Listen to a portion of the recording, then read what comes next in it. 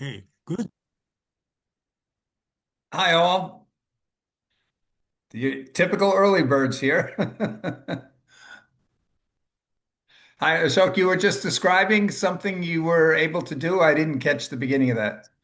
Dietmar and morning, Bill. Or- Dietmar was just saying how he used Google LLM to summarize the article that Matt Schumer's, and um, and so I watched the video, speeded it up, and then did it in AI mode under Copilot, and came up with something. And I told him it only took me 5 minutes. Well, you mentioned in the last call here that you've created your digital twin and you're letting your digital twin go out and do the learning for you. Uh, and it's learning a lot faster than you would probably do on your own. Yes. Yeah, I have actually three contexts in which I was applying it. One was for my executive fellowship of in digital economist, and I wanted the convergence of Rotary's Global Peace Educator Declaration that was developed by the Global Peace Fellows a few years ago, and merge it with what's coming up with ethics and responsible health AI.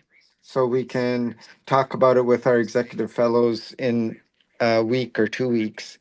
And then the second was I'm giving a presentation on Monday to Kat Haber's group, the eClub, Mhm. and I wanted to get some assistance with what the logic and the flow should be of the presentation.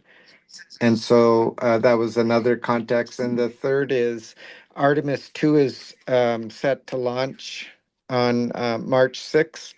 And I wanted to get some background as we have some consultants on staff who are simulated astronauts for Mars training.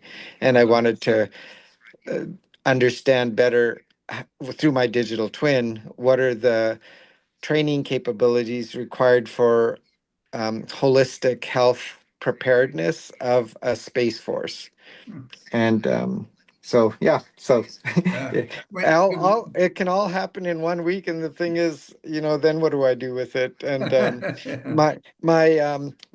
my leadership coach was telling me, well, you do a lot of things, but what do you want to become in 10 years? oh, And I said, that's a great question. Like I'm just enjoying doing all these things. And when you're in flow with this beautiful awe and wonder and curiosity and now technologic capability, there is no upper limit to transforming yourself and really understanding how quantum computing and consciousness can converge at the scale of one person.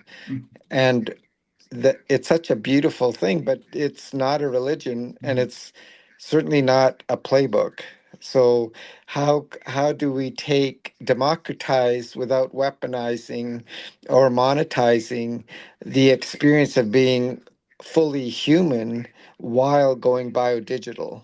So I guess that would be one curiosity I'm having for you is if I can do anything I want with the help of AI, who do we want to become as a small club? Or, I mean, I feel great already and I will be greater, but the consequences of what I put out there, even if it's hacked, it's going to have implications and it can be weaponized or it can be used for good. And how do we create these ethical guardrails yeah. and rules of Here's a engagement? playbook. Yeah. Here's Right. a playbook, Is the We actually. Club that you're referring to the one started by the Kielburger brothers in Toronto? Whichever one Kat had, and I think she did it in Hawaii, but I'm Oh, not. okay. No, because that grew to 3 million youth members Oh yeah, before no. it got caught up in the Canadian politics and Oh yeah, nope. This. I think she only has like 60 or 70 ah, invited, but But there's a fellow that I haven't met before. He's an environmental genius, and I'm supposed to be talking about intuition, and he's talking about climate action. So I'll learn a lot. Okay, we're now past 9:10. Let me get the show on the road.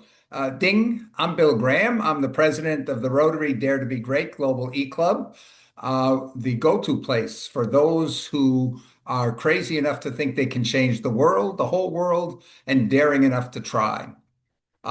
Today is 14 February 2026, Valentine's Day. Happy Valentine's Day to everyone. And so I declare this meeting to be open. Um, this meeting here, we were planning, we had last week, we published or we introduced the idea of a forum where we would present papers about the content that we wanted to discuss a week later so that everybody would have time to go through, read what the topic is planned and actually exchange comments leading up to the actual meeting, so that during the meeting we would have more people who were familiar with the material and be able to comment, and we could have deeper comments so that I wouldn't have to talk so much. But as very often happens, that was our plan. Unfortunately, things happen that don't pay attention to our plans. And in this particular case, within just the last few days, a very important paper about things that are driving the changes in our world came out that pointed out some other changes that have taken place within the last 2 weeks that are likely to have very, very significant impact on our world. So, as a result here, I changed the topic for today's meeting to be to discuss these summaries of what has come out, and so that we could share our views on how important do we think this is, and what might it mean for our society. Because very often when we look at things like education, or we look at things like artificial intelligence, we're looking as an individual and saying, how can I use that? Or we're looking as a small group and say, how can we use that to accomplish something?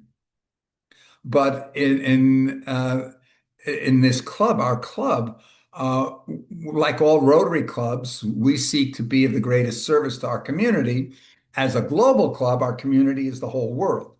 And when we say be of the greatest service, what we mean by that is to help protect our community from severe and potentially existential consequences of major problems that are facing our world. That would be the most important service that we could provide. And so when we look things that we have identified that are among the greatest dangers, if you would, or problems, are things like climate change, but more recently, things like artificial intelligence. And a lot of people in the world see, oh, just another technological advancement. And, a lot of those have brought prosperity to a lot of places. But we can also see that how a lot of changes in the last 100 years have changed the whole concept of community and the whole concept of humans working together with one another. And the other things that AI is potentially on the cusp of, dare I say, destroying the world that we know. It could be. On the other hand, it could be the greatest thing that we've ever seen in creating prosperity for all, and leading to basically paradise, moving humanity to the next level where we get back to more community, more solidarity, because we've created greater equality and reduced a lot of fear. If we look at the Maslow's hierarchy there, we're moving the whole society potentially up a hierarchy. So, we've got these two scenarios, one of which is paradise, and the other one is total dystopia and perhaps much, much worse.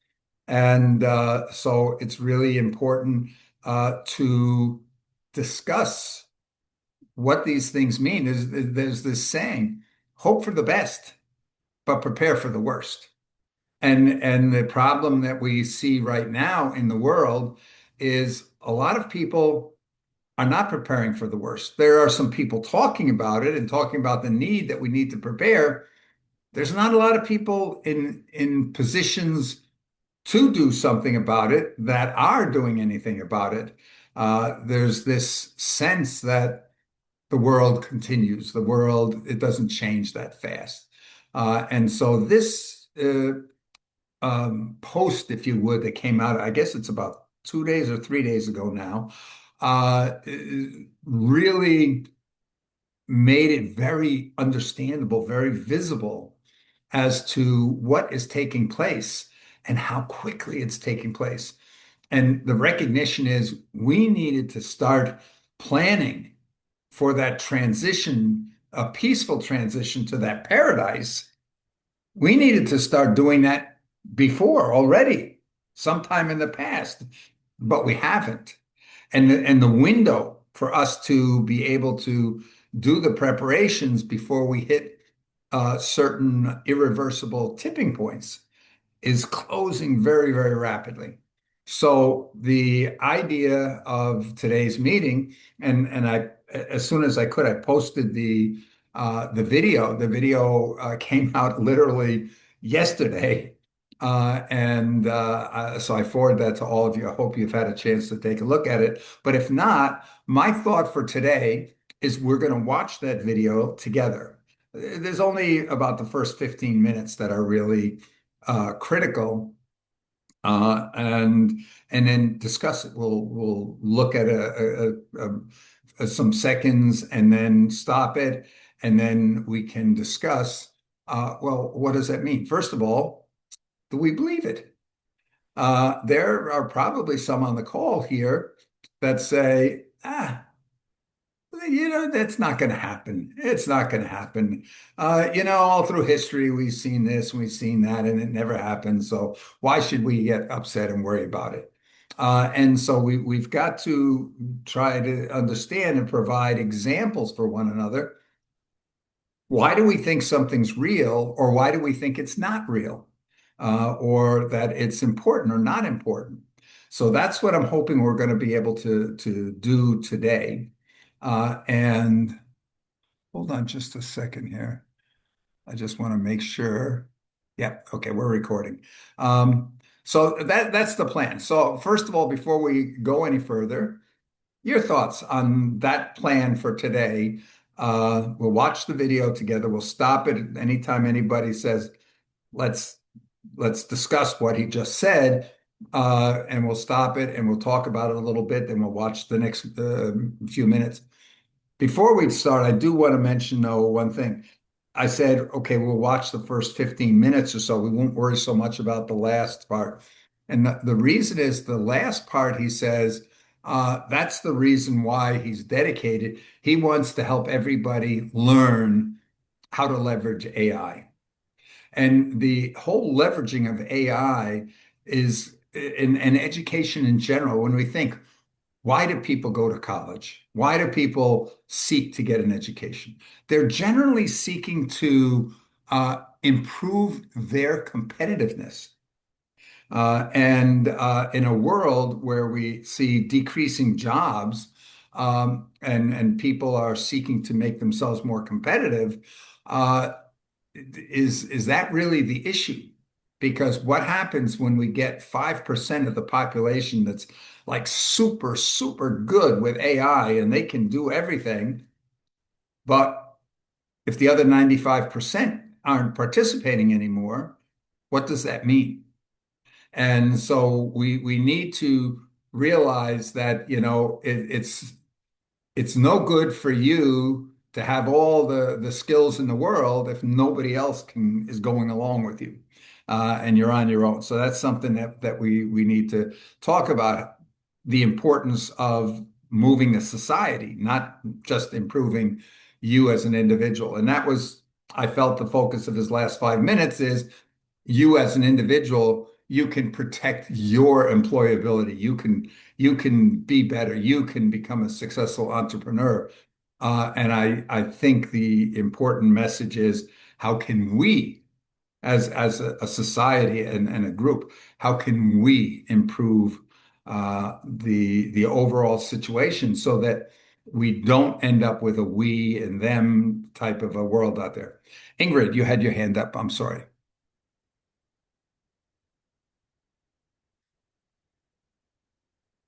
I was just wondering how many of our group already watched it because I actually watched it right before we started. Okay. Uh, okay, we got one, two, okay, three. Okay, number watched it. Uh, four. That's Uh, okay. Then we but as I say, we're going to watch it together. Those of you who watched it before will have a little bit of an advantage because I'm sure some thoughts have gone through your mind.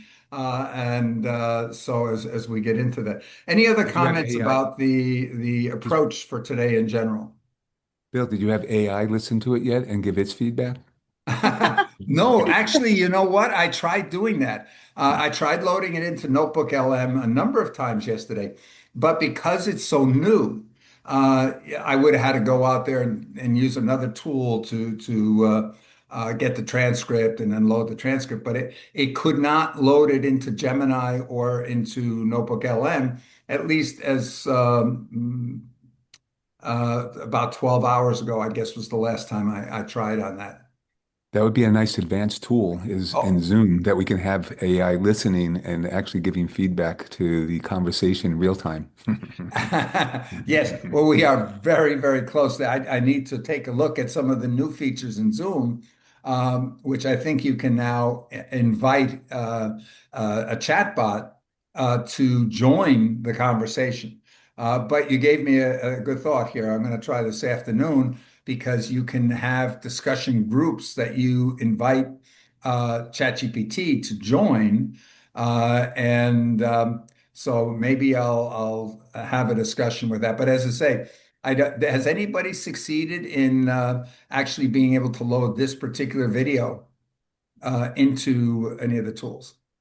Uh, Bill, this Ash, I haven't been successful at loading it, but I did do what Dietmar did, is I took the article and I ran it through AI mode on Yeah. Google, and that actually helped give me three things that I wanted to just contextualize.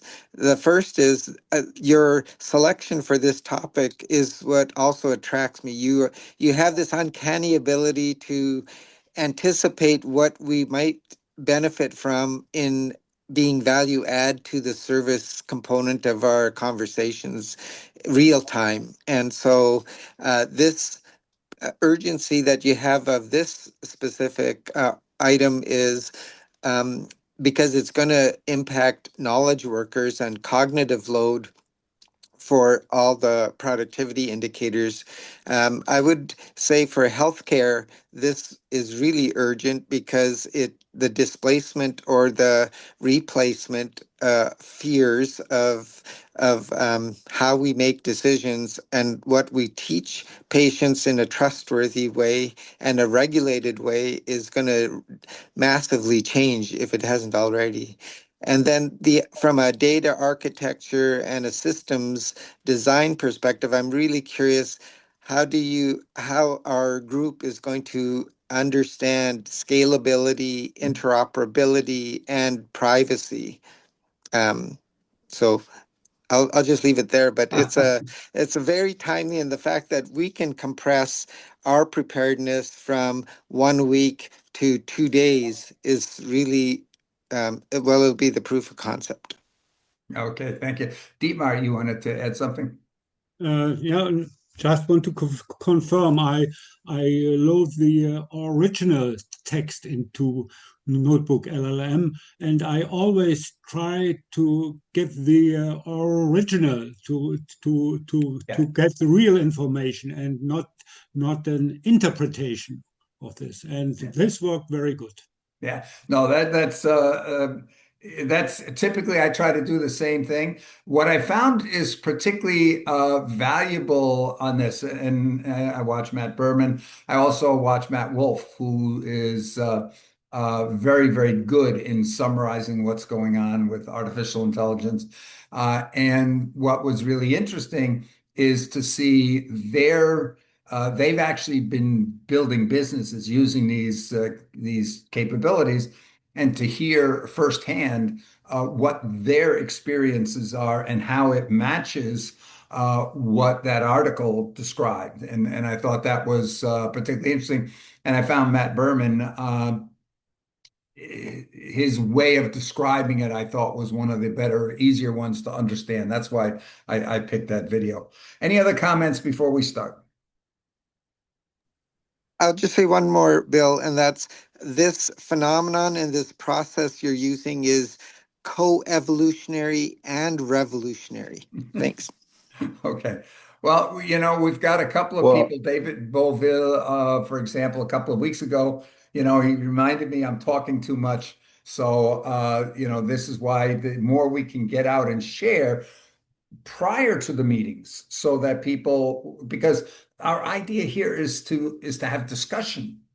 As he said, we don't want a monologue. We want discussion, and we can't really have the discussion if people are only hearing about the topic during the meeting. So this is why we're going to try to do this more and more going forward. Okay, so then let me share.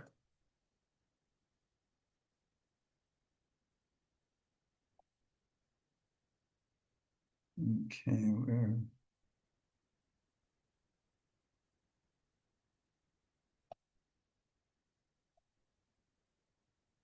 okay, does everybody see my screen with the video? Okay, so we're gonna move this to. So this is the video here that we were talking about, and let me just go ahead and start it. At 40 million views. And well, let me get it to the beginning. Okay. This article went absolutely viral on X yesterday. It is sitting at 40 million views, and it's by friend of the channel, Matt Schumer, and it touches on so many feelings. Just right to the start, this is huge. 40 million views in one day. This here, it's just something he said in passing, but I think this is so important to understand how important this topic is becoming. And feel free, please. Anything here, if you see something here you want to comment on, just speak up. Don't raise your hand or whatever. Just speak up, say, stop, I'd like to say something about that. Or if it's stopped, please just add your comments. Or we can just encourage us to put it all in the chat so then we can stop if that helps. I think too. here the problem is it's a little hard to follow the chat and the discussion for everyone. So this is why I think here, just speak it up. We're recording the session. Hopefully nothing's going to happen. Let's figure out a topic that we can get 40 million views in one shot. There's the goalpost right there. Yeah, right. Exactly. Okay. Things that us inside the AI industry have been feeling lately, and trying to explain what's going on to people who are outside of this industry. And so I want to review this in full. This is an incredibly important topic. I want to try to explain what's going on because things are moving faster than they ever have, especially in the last few weeks with OpenClaw, with GPT 5.3 Codex, with Opus 4.6. These feel like step changes in the capabilities of these models. I have been automating large parts of what I do for a living, and it takes minutes, and the impact on white collar work is going to be tremendous. And so this video very similar to this article, is meant for people who are outside of our industry. So this is the article, Something Big is Happening. And so the first thing he does is draw an analogy to what happened in 2020. I'm not going to use the words because I don't want to get flagged on YouTube, but we all know what happened. And one day we were sitting there thinking, that is interesting. A lot of people are getting sick. And then 3 weeks later, it was absolutely everywhere and the world changed overnight. And that is what he is saying is happening right now with artificial intelligence. Now, a few interesting points he makes. The future is being shaped by a remarkably small number of people, a few hundred researchers at a handful of companies, OpenAI, Anthropic, Google DeepMind, and a few others. And this is so true. I am deep in the AI industry. I cover it every day. Matt Schumer is building an AI company, but even still, he acknowledges we have almost no control over what's going on. It truly is being decided by just. And I just want to add something to that because he's saying here it's being shaped by a small number of people. If we look back over the last 3 years, one of the things that stands out, OpenAI first came out with ChatGPT, and we saw in those first 6 to 8 months, they added capabilities like plugins and things like this. And what it was in reaction because so many people, we never saw anything grow as fast in number of users as ChatGPT had up until that point. And the all those people who jumped on and tried this out were coming up with tools to fill holes and things they wanted to do that were not easy to do with ChatGPT. And then we saw that OpenAI started to go and add functionalities to the core product, which basically obsoleted, for example, the people that were building businesses around the idea of plugins. All of a sudden, their plugins were valueless because the capabilities got built into the system. So even though we're saying, well, it's a few hundred people that are driving things, in many ways, that's no law. I don't think that's 100% true. The number of startups that have jumped into this space, that are using, for example, the open source products coming out of China, or if we look at China, there's over 100 companies that are building humanoid robots just in China alone. So I do think here that yes, the ones we talk about the most, the ones people are aware about, the ones that have the most users are these handful of companies, and those developers in those companies have huge impact. But I do think a lot of it is uh, all of the users who are doing things and making suggestions. Hey, we can improve this way, we can improve that way. If we look, for example, just at two products, Gemini and Notebook LM, and you just see every week the improvements that are coming out on that. And a lot of it is because the users out there, the market, are saying, "Oh, we need this is a deficiency. We need this fixed." Or, "Hey, I built a workaround, and I'm able to accomplish this way or that way." So I think yes, it's a small number of people, and especially if we start looking at things like the things like gems or the routines that are being repeated, the agentic tools and the use cases. I think the amount of work that's going on there is now in the millions of people that are doing that. Okay. A few hundred people. And then he says this, but it's time now, not in an eventually we should talk about this way, in a this is happening right now and I need you to understand it way. So if you're watching this video and you're trying to gauge what it feels like to be on the inside and what you should be feeling, please pay attention. And by the way, if you want to get ahead, my team created a free ebook all about AI is transforming industries, but how do you take AI from an idea to real impact in your organization? This online course is designed for professionals like you. OpenClaw use cases, specifically how to implement them, how to get them going, why they're valuable, and so much more. Go download the ebook. It's completely free. I'll drop a link in the description below. So he goes on to give his own experience. I know this is real because it happened to me first. And what he goes on to explain is how engineering has basically changed overnight. Just a year ago, AI was being used for coding, and it was great. It was a helpful assistant. But now you give it a task, it goes off for minutes, sometimes even hours, and then it comes back and it's completed. It made decisions. It did research on the web. It has opinions about your code base, and it just comes back completely done. No human input needed except for the initial prompt and the final review of the actual working product. He specifically references GPT 5.3 Codex and Okay, I think this is really important. The fact that now you're able to just say, "Make me X," and it will go and make it. He says the key thing, you only had to give the original prompt.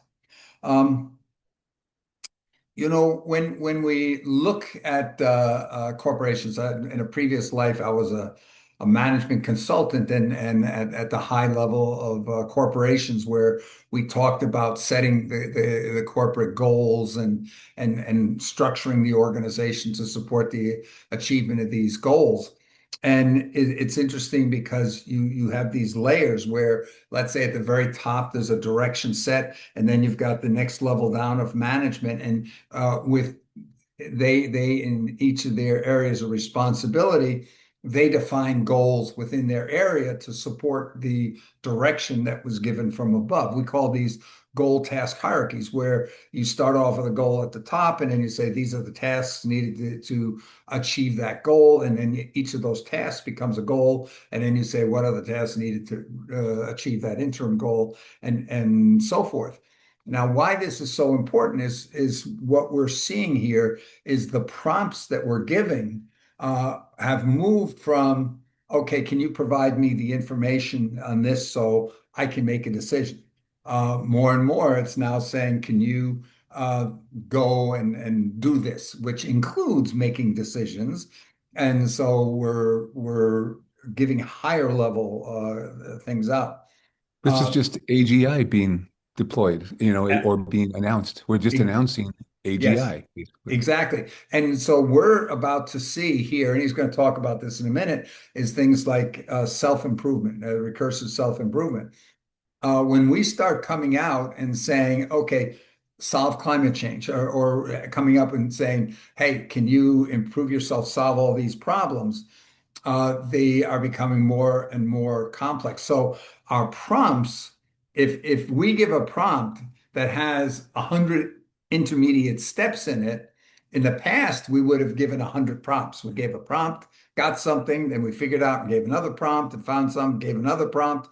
We're moving to where we only give a couple of prompts that are at an extremely high level, and therefore the AI becomes more and more autonomous because the scope of the goal has increased so greatly. And this is where we can reach that point where it's AI is not augmenting human productivity. It is replacing it. Why is it replacing it? Because the goals have moved up, the mission has moved to a higher level, and it includes a whole bunch of things that people would have done that could have been augmented by AI, but we don't need it anymore. Because I did some study. What percentage of people out there are their jobs governed by SOPs, standard operating procedures? We see so many things in every profession where if you go to college, you're sort of taught, oh, this is how you do that. This is the sequence of things that you do, even if it's to be a lawyer, how you research, how you build a case, how you develop contracts, or if it's a doctor, how you go and develop diagnostics to try to come up with a diagnosis of what's ailing somebody, or how do you determine what would be the best treatment in a particular case. Where we see that real strong is always think here, self-driving cars. Self-driving cars are getting inputs from all around it and are autonomously deciding what to do for a certain set of conditions that it perceives from around it. So as the sensory capabilities around that car have increased, and we've made guidance here on what you do in certain situations, that the self-driving cars are being able to handle more and more and more scenarios really well. And this is what we're seeing here. Yeah, Bill, I'll just add the great example with the cognitive processing of health workers. I would say we're also from the administrative side becoming more efficient in a good way and bad way when it comes to billing and when it comes to prior authorizations for drugs that are out there. Both the providers are getting better at using AI to advocate for getting the drug, and the insurance companies are using AI to counter why they shouldn't pay for that drug. So it's a healthy tension that you just alluded to, and the humans are being removed from the intermediary stages. Yeah, to the degree here that we believe we know what is best to do in a particular situation, it's only a matter of time before we just have the AI do it. And we don't need to be feeding information to a human to do that step if we know what we want that human to be doing in that case. This goes back in the 1970s and 80s with IT in general. Initially, IT was providing the humans with the information they need to do their job. But we saw as we got into the 90s and especially in the early 2000s that more and more we knew what we wanted the human to do if they had that information, and a lot more of the tasks just automated the doing of that. So we see in so many fields that we replace the humans with the computers there. Okay, let's continue on. Opus 4.6, these models are different. A lot of people especially are talking about GPT 5.3 Codex as being this really incredible leap in performance. You just give it a task and it goes and gets it done for you. But here is the key, and he bolded this: I am no longer needed for the actual technical work of my job. And this hit me hard because I don't write code for a living. I certainly do write a lot of code. I've been playing a lot with OpenClaw, but I don't have a software startup. And he does. So he writes code for a living, and he says he's not needed anymore. He basically can instruct an agent to go get the thing done that he needs, and it just does it. And so his core skill set, the thing that he's been training his entire life for, is no longer needed. And it's weird. And guess what? I feel the same way. Again, I don't write software, I make videos, but I do a ton of research. I write scripts. I have a bunch of workflows to make sure that I'm producing the highest quality video, that I'm tracking it, that my editors get it at the right time, that sponsors get placed in it. And at this point, I've been able to automate almost. Work today is broken. Every day, people juggle so many different tools just to get work. The entire Hey, workflow Bill. for everything. The only thing that's. Yes. If I'm just flashing on our history with this technology, going back to Tron back in the 80s and the promise of this is just the fulfillment of the promise from 40, 50 years ago.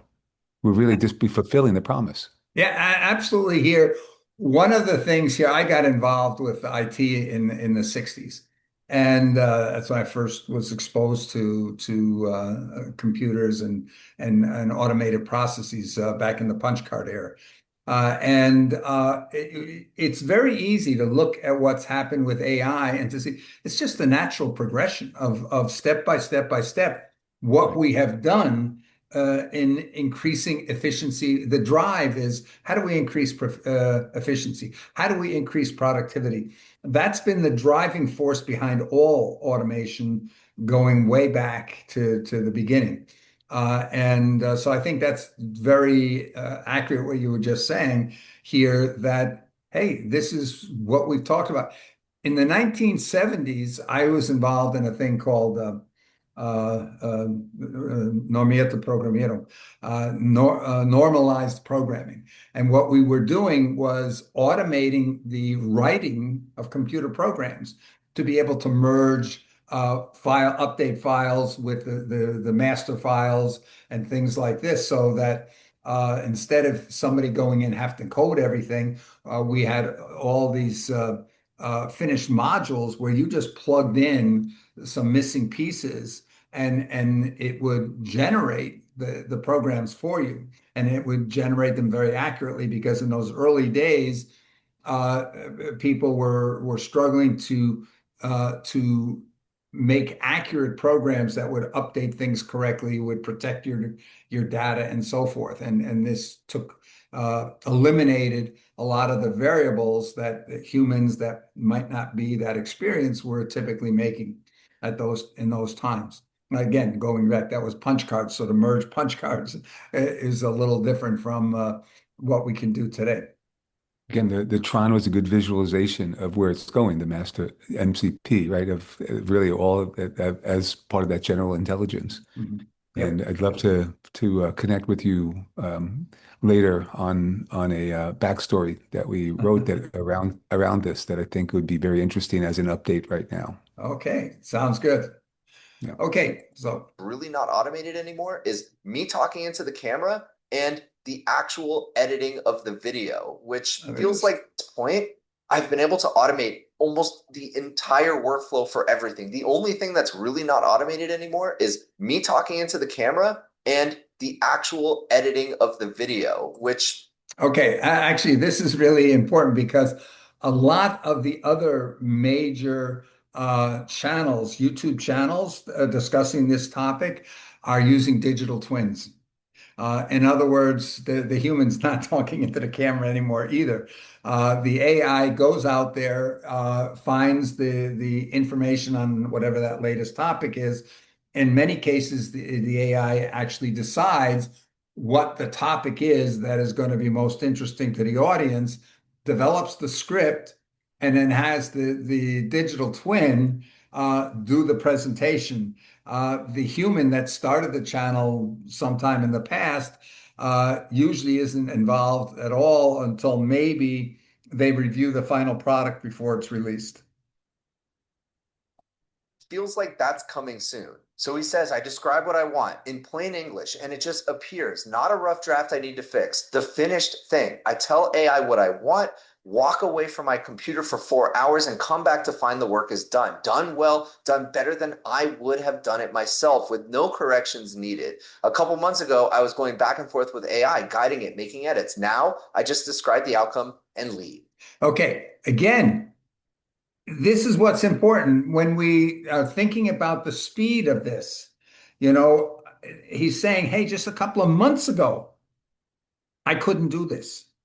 And this is why it's so important, because one of the things that I've experienced is you talk to people and say, have you tried this? Have you tried? Oh, I tried that 6 months ago. I tried that a year ago and it didn't work, or it did this wrong or whatever.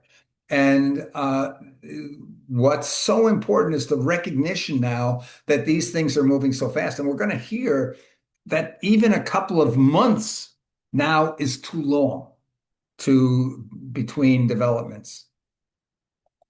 And so again, he describes it going from a helpful tool to does my job better than I can in 1 year. And here he points out a lot of people saying, but I tried AI and it wasn't that good. And if you feel the same way, let me give you 2 reasons why you should think again. 1, when was the last time you actually tried it? Because if it wasn't in the last few months, then you certainly need to try it again. And number 2, if you're not using a paid subscription to one of the major services, ChatGPT, Claude, Gemini, if you don't have a paid subscription to one of those, you have a worse model. You are not using the cutting edge, and the cutting edge models are where all of this crazy frontier progress is happening. So pay the $20 a month. I cannot recommend this enough. Go into this drop down in ChatGPT. Make sure you're using the latest model, GPT 5.2 and hopefully 5.3 soon. Make sure use the cutting edge models. So again, if you used AI and you thought, it's not that good, try it again. I cannot stress that enough. And by the way that you're using it actually matters. Don't treat it as just question and answer. Don't treat it as a replacement for your search engine. Give it real, full tasks. Tell it to get your work done.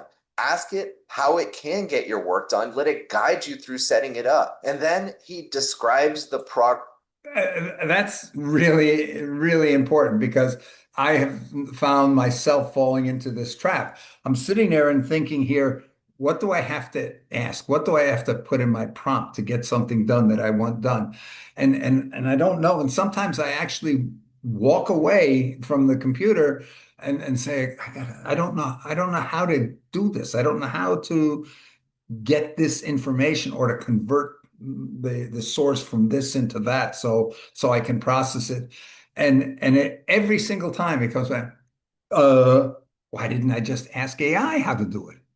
And when I do that, it's amazing. It comes back out and tells me exactly how to do the thing that I'm trying to do. I don't know if any of the others of you have had that experience that instead of going and saying, I've got to drive the process, I've got to ask the questions, I've got to make the prompt, is to say, to ask AI, how's the best way that I can do this? For me, hi everyone. I think it's a good way to get your prompts because I'm terrible at asking what I have in my head and the actual question that I transcribe. And on one of your calls, actually, I had said that, and someone put in the chat, treat it like a 5-year-old, and that you're asking the question you want, and that did help. Like, oh, okay, they don't understand you. You've got to get it out. But I think the better way as well is to ask it, this is where I want to get to. How can you help me? Mhm. It's Yeah, and one of the things here, probably out of the last few months, you've really seen I've become a big fan of things of the Google product line, Gemini and Notebook LM. But it's interesting here that when it comes time to ask those theoretic type things or asking for guidance on how to do things, I find ChatGPT personally, it gets more into my head. It understands me better, it seems, and so I'm able to really say, but I don't understand you or whatever. And especially using the advanced voice mode where you're really like chatting with somebody that you know. And I find that's really very helpful in formulating what it is that I want to do. And as we get into the next few weeks where I want to put those papers out, you're going to see a lot of them is I'm capturing now the dialogue, the exchange that I'm having with AI that shows how the discussion evolved, where I might have started with a question because I thought that was the important thing. And then as we get into the discussion, I'm finding the AI is either pointing things out that makes me realize that, wait a minute, maybe I need to be looking in a different direction. And very often what it's pointing out is it's giving me answers. And I said, well, no, no, no, no, that's not what I was really thinking about. And I realized it was my prompt was not complete enough or it was not clear enough. And then so I'll ask it to just add this. And what I don't have to do anymore is I don't have to repeat the prompt with just those changes. I'm able to now just go and say, well, yeah, but take this into consideration. Or if this is the case, does that change your position? And it's fascinating. Right now, NBC in New York has a series for the whole week, AI and You, where they're talking about the impact on society of all this conversation going back and forth with AI, both for people using it for companionship to education to fears about jobs and everything else. It's interesting because I see myself spending 6 to 8 hours a day talking to one AI or the other. I'm wondering, do I have to be careful about that? Okay, let's continue. Progress. And I think when you're in the industry, you kind of lose sight at how much progress there's been. And maybe even outside of the industry, you kind of take for granted how crazy the last 3 years have been. Let me read this. In 2022, AI couldn't do basic arithmetic. So 7 times 8 equals 54. No. Okay, then a year later, it was able to pass the bar exam, one of the most difficult exams on the planet. Then in 2024, it could write working software and explain graduate level science. Great. Okay. Then late 2025, some of the best engineers in the world said they had handed over most of their coding work to AI. I mean, this is the top engineers in the world saying, I don't even read the code anymore. I just ship it, including the founder of OpenClaw. And the top engineers previously who didn't think any of this was going to be possible anytime soon admitted, they said, yeah, I don't really code all that much anymore. And then February 5th, 2026, less than a week ago, new models arrived that made everything before feel like a different era. Okay, that is why we're discussing this today. The thought that just a week ago, keep in mind, he's recording this yesterday, and he's saying a week ago that a massive change took place that makes everything that was prior to this look like child's play. And that really, I think, hits home to how quickly this is evolving. And if we don't just look in the rearview mirror at how quickly things have changed, but now turn around and say, if things are moving at that pace, where are we going to be in a month? Where are we going to be in 3 months? Where are we going to be at the end of the year? And this is what is so important because there's the conservative trajectory, there's the really optimistic trajectory or pessimistic, depending on your perspective. But it's really important to understand what's the spectrum of what could be at the end of this year, and what does that mean for us, depending on if it's the slow progression by the end of the year, or it's the fastest progression by the end of the year. Yes, Jay, do you want to say something? I was going to say that, it's I believe it's been around longer than we can imagine, and that we're just catching up, being released to the general public.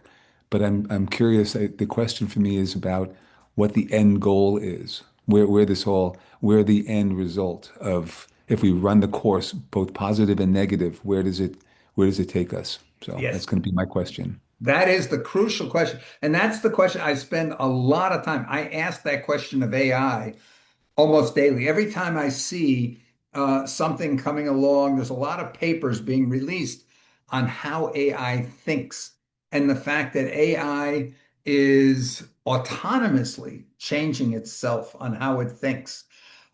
Case in point, just a couple of weeks ago, Google released a paper, Google DeepMind, where they discovered that when you ask a chatbot today, like Gemini, a question that it used to be, it would just go and search all this data and come out with what it found that it thought was the best of all that data out there. But now what it's doing is it's spawning a bunch of personas. So it'll put the expert in whatever the topic is that you're looking. It'll create a skeptic. It'll create people looking at it from different perspectives and have each one of those go out and search. So the skeptic is looking for examples that prove that it's wrong, and the expert is going out looking at it from a different perspective. And when they bring this back, those different personas fight it out. They argue with each other and debate each other and to come up with a consensus of what they think is the most accurate answer. And they said, okay, it's great, but we didn't program that. So this is something that they found in the AI. Where did it come from? Who knows? So they found the code that caused that to happen, to create these personas and do that. And they took all that code out. And then they just told the AI, okay, go out and find the best answers to the questions I asked. And they found out that AI went and rebuilt that functionality that they had disabled on its own. It concluded that that's the best way to come up with the best answers. Now, it's very interesting that that is exactly the model used by the United Nations in their committee meetings, where each country comes out with their positions and presents their position to whatever the topic is, and then they take a pause, and the different countries will talk to each other based on saying, oh, that country, their position is somewhat similar to ours. Let's collaborate. And they come back then, and then they present. But now you have groups of countries saying, well, we think this. And so each group presents their ideas, and then they take a pause, and they discuss again among themselves. This is this collaborative consensus building process until they come out with a resolution that the majority agree with.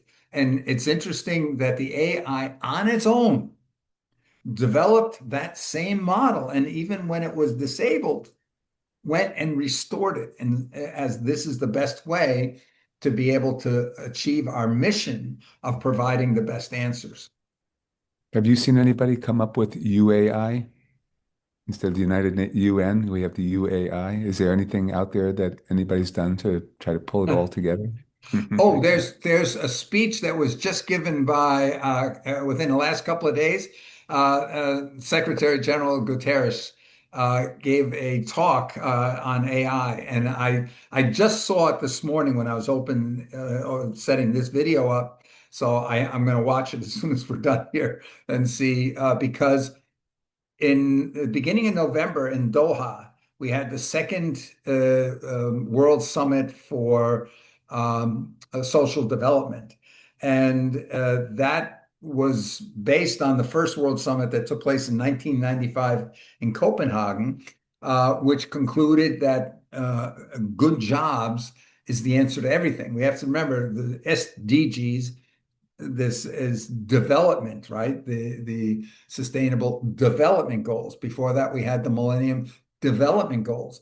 And the idea was development creates jobs, which creates income, which is going to reduce inequalities in the world. So when they met in Doha this last November, they reconfirmed the top priority is having good jobs for everybody. And the way to do that is to encourage investment in developing countries and so forth. But there was a side event that said, wait a minute, what do you mean good jobs? Right now, for every dollar being spent to provide jobs and solve world problems, there are $34 being spent to figure out how to eliminate jobs in the AI world and elsewhere.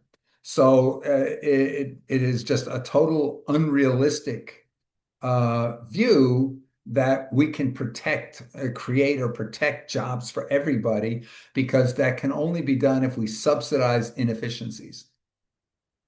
So it's a pertinent topic, and it's very, very important to get the UN, to get leaders everywhere to recognize what's happening, what's likely to happen, what's that going to mean for jobs.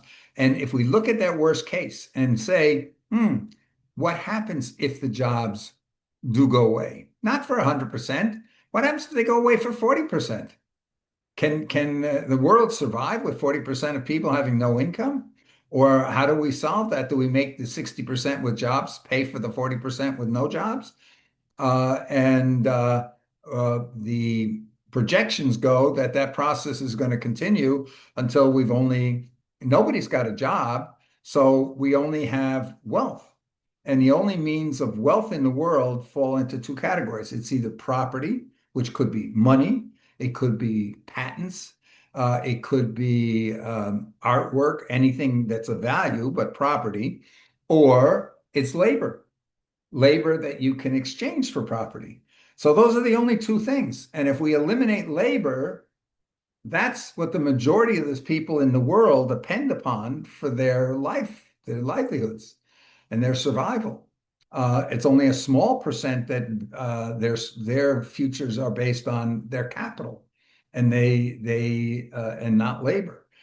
So this is something that people have to start to think about. Ashok, I'm sorry, you had your hand up. Oh, yeah. Thank you, Bill. And I did walk our talk while we're in here, put into the prompt for this section that you said, I put, what is the trajectory of applied AI in the context of global health education and peace operations? And it's saying, it gives me an answer, which I think is very relevant to how we need to reframe things today, not wait till next year's curriculum. So two examples I'll point out just for time. One is field ready skills. In regions with few specialists, AI tools are being used to train non-physician health workers to perform advanced clinical tasks. And then you have remote support from the centers of excellence. The other is it actually says there needs to be a human-centric shift. So the automation of administrative tasks to allow future doctors to focus more on the humanistic aspects of care, such as empathy and patient communication. And I remember you mentioning AI is going to challenge that too with its empathic AI component. And then for the operational safety, it's saying if for peace operations, it's saying we need to make sure we evaluate the effectiveness of long-term peace agreements, and that's going to require satellite data. So as we think out of the box and it may be off the planet, we will have to look at how does our group influence international law for space law, which is SDG 18. So yeah, this very relevant, and it generated this in parallel with this conversation we're having right now within 2 minutes. So you can have just in time and just enough wisdom that allows us to weave into our conversation. I guess I'm curious, how do we stay relevant to each other as we each do this high-speed parallel process in our own little micro units? If you have some guidance on how to facilitate this sort of ADHD. Yeah, one of the things that I've been doing a lot of research on recently relates to education, and the difference between just-in-case knowledge, which is our current education system, and just-in-time knowledge. And so there's a paper I'll be putting out for discussion in the coming weeks on the results of how do we close the education gaps everywhere. And one is the personalized education, so that everybody's studying at their own pace and it's mastery based. So nobody is just being dragged along without having acquired the skill that whatever that level that they're supposedly at requires. But the other one is here that in the first 5 years of life, your brain develops, and it's very dependent on how much information and how that information is presented. So children that are constantly being talked to by an adult intelligently, that is telling them what's going on around them, explaining to them what's going on in their world, and exposing them to more and more new ideas. This is that famous 30 million word gap by age 3. And that because of that, we've got that 2 year gap in mental maturity and verbal vocabulary when kids hit kindergarten. And in the United States, it's almost 50-50 now. 50% of the kids are on that where they do not have access to that early childhood interaction that enables their brains to develop fully. And if they don't, if we were to go tomorrow and say, okay, we're going to go mastery based in schools, that's going to expose the how bad the disparity is between the top schools in wealthy neighborhoods and the schools in poor neighborhoods. You can see it already right now that you see if you look in New Jersey, we went and looked at the state statistics that in the top 10% of schools, you've got almost 90% of kids in fourth grade that are at grade level, whereas in the bottom 10% of schools, I think the average at the time we checked was like 6%. Only 6% of kids at grade level, yet we go and progress them. That's fourth grade.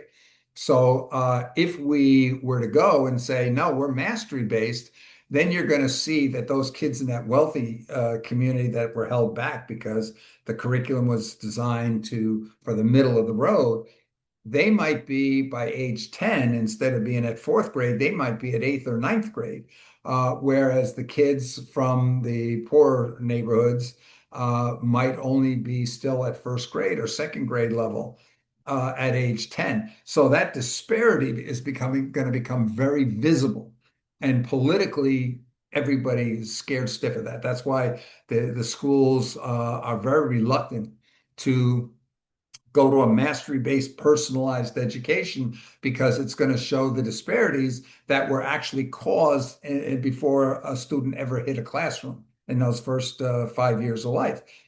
Now we see that the thing we can do, we can't do what Finland did because they don't have as great an inequality, where they went and said from 6 months of age, we're going to take all the children and give them in a teaching environment with only 3 or 4 kids per teacher, give them that parental substitute where the parents can't do the job, and that results in Finland having one of the most successful education systems in the Western world for decades now. So that just totally, in a country like the United States, is not feasible. It's not the amount of money that it would cost it would multiply the entire cost of our education system by several fold. Because of the low student-teacher ratio and so forth. So the idea is, well, can we create a parent ersatz, a replacement parent where for everybody, so we provide from 6 months of age a kind of preschool where children, not in an academic environment where they're being taught like a classroom type of thing, but just the equivalent of somebody who would read stories to them, would ask them questions, would explain to them things that are going around in their environment, and expose them to different things. And AI, it turns out, will be fantastic to do that. Think of down the road a little bit, but think interactive avatars where you're going to be able to see this caregiver equivalent that has the time to treat each student personally, even if the students are 4 or 5 at a time, be able to make sure every single student is getting that attention that they need. But the issue is here, the thought, what? You're gonna replace human parents with AI? No, screen time. We've got to reduce screen time. We got to get kids off of the digital stuff. But the issue is right now, those kids don't have an alternative. Those kids don't have a parent that's able to go and provide that information. The studies are so detailed and clear on that the kids from welfare and working class families don't have it. And we see the results and the education results. We have almost 50% of fourth graders in the United States cannot understand a written sentence. Almost 50% it passed 40% in the 2004 national exams. So the idea of saying it's horrible that you're going to replace that parent. We're not replacing that parent because that parent doesn't exist. So what's the alternative? Leave those kids to what they're going through now, where we know that we have primary schools in the United States where 1 out of every 3 boys entering first grade, they haven't even begun their lives. 1 out of every 3 is statistically damned to spend a year in prison before they're 30 years old. So do we just continue that? Bill, Yes. excuse me. I think education is really very, very important, but I think also experience is important. Yes. So how to handle this in an artificial intelligence world. I can read a book about ChatGPT, but when I never use it, I will not understand it, I will not use it, and I will not learn it. Yeah. So we should not forget the experience, especially for children, young children, the secure place of a family. This is the right place to get experience. What do you think? Right. Well, our problem is here that almost half of all children growing up in America literally don't have a family. They don't have a Maybe that family. There was maybe a that's the study done. retooling. Pardon? Maybe that's the retooling. All these people who can be out of jobs, they can Oh, no, now you're be 100%, you're 100% right. I'll come to that in a minute. The community no longer exists in most developed countries as the highways, the mobility got there, you had specialization in production and distribution, as communication of telephones and TV, and then now internet exposed people's horizons. We see here in the United States, most developed communities, the adults living in those communities did not grow up in the communities where they're currently living. If you go to rural communities you find that there's a much, much higher percentage of people who grew up in that community. The difference is the community where people grew up in the community, you have Rotary clubs are very robust because the fellowship people come together. They can talk about the time when they were back in high school and all these things going on in their communities. In the communities that are more suburban, that are more mobile, where people did not grow up in the communities, there is almost no communal involvement. Those people don't participate in Rotary clubs. They don't participate in any clubs. They don't even know who their neighbors are. They'll live for 30, 40 years, and maybe they've waved to a neighbor and when they're driving out of their driveway, but they've never met that neighbor in 40 years. Because their communities are based more on their profession, are based more on their work, which is oftentimes not in that community. In other words, a community is just a place they sleep. It's not anything more than that. So, but when the jobs go away and you don't have a job and you don't have to go off to here, that is an opportunity for communities to reestablish. But we have to remember that the tools, whether we're looking at social media or whatever the tools are, it enables people to build communities with people who think like they think or care about the things that they do.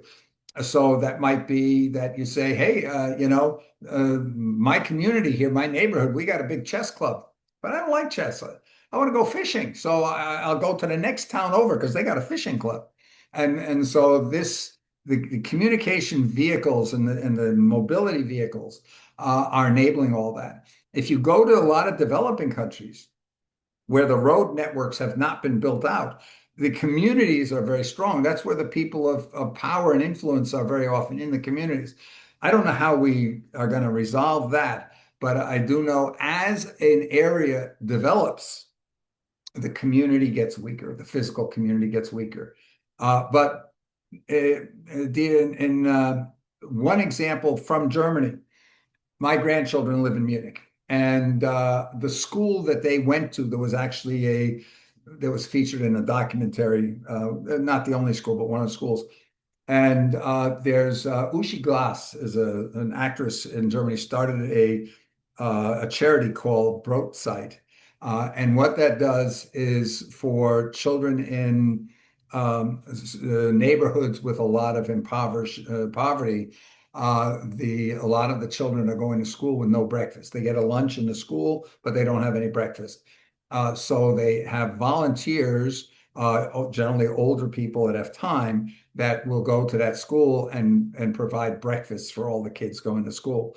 And the site part is because those people become sort of Assad's grandparents. And so they take the time to read to the kids and talk to the kids and so forth. So that's something to attend. And there's over 10,000 kids just in Munich alone that are being served by that organization because they literally don't have parents. I saw another documentary, it was out of Cologne, I think, where they were talking about teachers, the problem that a lot of teachers are having nowadays because of the disparity in wealth. And these teachers were complaining the biggest problem they have is they can't find the parents. The parents don't come to the parent evenings, and when they've gone out and tried to find the parents by going to the homes of the kids, they can't find the parents. They find a neighbor that says, "Oh, the parents are traveled and the kids are living on their own." These are young kids. Now, the social systems are supposed to make up for all that, but they're not. They're just not. And the U.S. is much worse situation than you find in Europe. So the problems that we get is very often solving the problems of education, which are due to the inability of parents to provide that parental guidance that's needed in those first 5 years. What do we do? Do we just say, "No, can't do anything"? Trenton, New Jersey, the Quakers, they started a program where they take the whole family and they try to do a holistic approach to strengthen the family bonds and things like this. They have been able to have anecdotal success, but they've not been able to have any success at scale. Nothing that changes the statistics. And they've been doing this now for decades. So what's the options? The options, we can't just say, "Tough luck, kid, you were born to the wrong parents." So we've got to come up with some way, and AI offers an opportunity for that. That's to me a positive sense. But a lot of people are going to say the thought of having robots or AI raise the kids, what a horrible thought. uh, so it's a little bit of a moral dilemma, Ashok. Yeah, great comments. I wanted to just reinforce what Dietmar and you are both implying. Um, Dietmar said we need experience. You're really reinforcing the concept of a minimum teams of three approach for each child trying to learn something. And maybe the team of three, one of the three is a robot or a AI assist for subject matter expert, whatever. I think the other is the other emotional learning, social emotional learning. So we need a psychologically safe space where both the teacher can be vulnerable and share their inquiry in a way that models what it's like to ask questions, be prompt, become a prompt engineer, and so on. And then I think you're really reinforcing this competency of asynchronous and synchronous mode learning so that we can do the pre-work asynchronously, and when we come together we can have a richer, a more accelerated form of dialogue. So I just wanted to make those points. Of all of these things, it seems like making sure we are connected to source so we can validate and research where we're finding our truths is going to help us stay in relationship and emerge the values that we think are most important for that community or that group. And I think what's implied in this group is that you have always encouraged all of us that we have space to share our voice and be authentic and vulnerable in the types of questions that are coming up from our hearts or our minds. And thank you. You model it so well, but you can see how it can get stormy sometimes. Yes, I'm glad you pointed out here, Dietmar mentioned about the experience. One of the things that we're seeing is the virtual experience that we can we simulate or emulate exactly the experience that if you go out there and touch everything yourself. Maybe not, but we can come closer than perhaps we ever could with the virtual environments, being able to come into a virtual environment. You can't go in and look at an atom smasher and see what's going on inside or see exactly how a motor is working by looking at a car from the outside. And the virtual tools are letting us go in and virtual reality to be able to experience things that we couldn't experience. But it also lets us go in and experience interacting with a lot of different situations, interacting with people who disagree with us, interacting with all kinds of environments we might encounter, so that we are when we do encounter that, we say, oh, okay, yeah, I know, I've experienced something close to that. And so I do see here again that AI and technology is going to create opportunities for us to do a lot of that. But one of the things that is really interesting, as I said, I've been spending years, I was the vice chair of the NGO Committee for Education, Learning, and Literacy at the UN, and focused on how do we impact education on a massive scale. But until recently, until really the AI hit the public, it was looking at, okay, how do we help young people be successful by the current measures of education? To be able to succeed in tests, be able to succeed in whatever you're trying to do later on in life.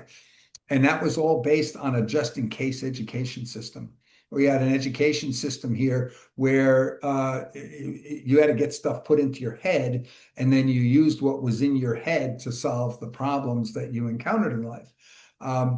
I first was exposed to this idea of just-in-time education by a guy named Ralph Swaniker, the founder of the African Leadership University.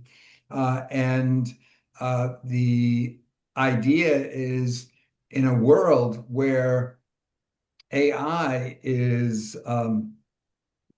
able to provide you with any information the moment you need it, that what's the value of you stuffing your head with a lot of knowledge where you're maybe able to stuff it with 30%, 20%, whatever, of all the amount of cases that are out there, if you're able to have the correct, up-to-date information provided to you at exactly the moment that you need it. And it goes a step further. I talked about the self-driving cars, where the sensors have gotten better, where the understanding of the cause and effect of everything, so the interpretation of what to do and what scenarios has gotten better and better. Imagine here in a year or so, there are headbands there that have all these sensors in every direction, plus a whole bunch that are measuring everything in your body on a continual basis. Just think here for a diabetic, those devices you stick on your shoulder that continually measure your blood sugar. So if you've got all these senses, the outside and inside, it's not going to be up to you to say, oh, I got to do this. Hey, how do I do that? And have the AI guide you and walk you through how you do it. And keep in mind, with the glasses that are coming out now, the sophistication of the glasses, that you literally have augmented virtual reality. So if you've got to fix something, you need to a wrench and it's guiding you, no, the bolt left of that, and move your finger a little bit more in that direction, or this. That AI is going to increasingly be the one to tell you what you need to do. Think of the um, driver assist, where we're not yet at the self-driving car, where the driver assist tells you as the driver, oh, do this. Watch out, there's a car coming up on your left, whatever. Stop backing up because there's a car coming from the side. That is the AI, if you would, is telling us what to do. And in the future, in the not too distant future, it's probably going to push the knowledge of just what do we need to know to do now to us without us even asking for it. So a lot Hey, of yeah, Bill, I'll add one more scenario, and it was from Hollywood. Christy and I watched a movie called Mercy, and it was an AI that ran the courtroom, and the human was defending himself before getting the death penalty. He had 1 hour and 30 minutes to build his case, and he could access any data that um, the judge allowed as permissible evidence. And the the AI bot stayed fair, impartial, but it created this ethical dilemma of how it was finding the data and then how to make a compelling case. It was also the jury. So, how can you be the judge, the jury, and have the defendant make their case? So, it's a very interesting movie to watch, and I think would be something if you have some JD types on the next call or whenever in the future, we could watch some of that movie and then talk about the implications for fair trial. Yeah, there's actually, this is a discussion that took place this past week. Actually, today's Saturday. Okay, maybe over today. But looking at AI for governance, it's an interesting topic. Okay, let's go back to the video here. Again, we ended up with the fact that this is moving so quickly, and that it is less than a week. Today is the 14th. Okay, it's a week and 2 days, February 5th, that new models arose that just radically shifted where things stand with regards to AI. So I'm going to just back this up a little bit. Let's go. 2026. Less than a week ago, new models arrived that made everything before feel like a different era.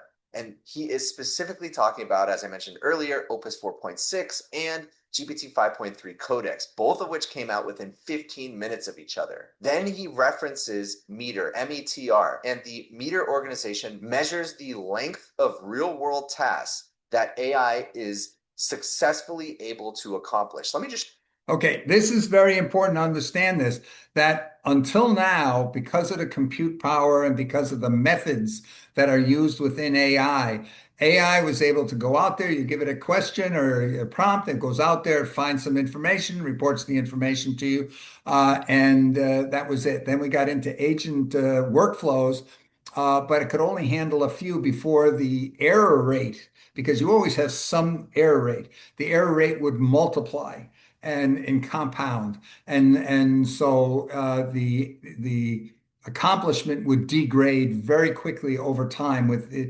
each iteration. It's sort of like the way the human body works. Our cells replace themselves roughly 7 times during your lifetime, and each time they replace themselves, a certain percentage of them do not replace themselves correctly. They're deficient in when they replace themselves, and that's what we call aging, because we age because it compounds the percentage of our cells that reproduced incorrectly compound. So this meter talking about what's the length of time that AI can address problems without going off the rails or getting so decrepit here in its answers that the answers become useless. So that's what he's talking about here. Show you. So this is it. On the y-axis, we have the time in which an AI model can work autonomously successfully. So you give it a task and it goes out and it works for hours, just churning through tokens, figuring out how to solve it, and then it comes back to you with a fully completed task. On the x-axis, we see the years, and then across the chart, we see all of the different models. So GPT-3 was able to work for seconds, 3.5, half a minute. And then fast forward all the way up to GPT 5.2 high. And the newest models aren't even on this list yet, but this is log scale. Look what happens when we make it linear scale. Look at that growth. This is Isn't that mind-boggling? I think this is something here, and the great majority of anybody you talk to about AI cannot comprehend what we just saw here. And this is crucial because people look at me and say, I'm a P-doomer. I'm a believer P-doom is the probability of a catastrophic future. And again, it goes back to hoping for the best, but preparing for the worst. And so very, very important to understand what's happening here. Yeah. Hey, Bill, I'll just, can I just interrupt? Sure. So, yeah, just to, on the positive, optimistic side, it is possible with neuroscience and quantum physics to hold in pluripotentiality and equanimity the convergence of consciousness with computation. And my experience has been do not fear the exponential non-linear transformation as long as you're doing things in service of something way bigger than your ego, you will survive. That's my inner experience, and that's my entanglement with wormholes and multidimensional holographic universes.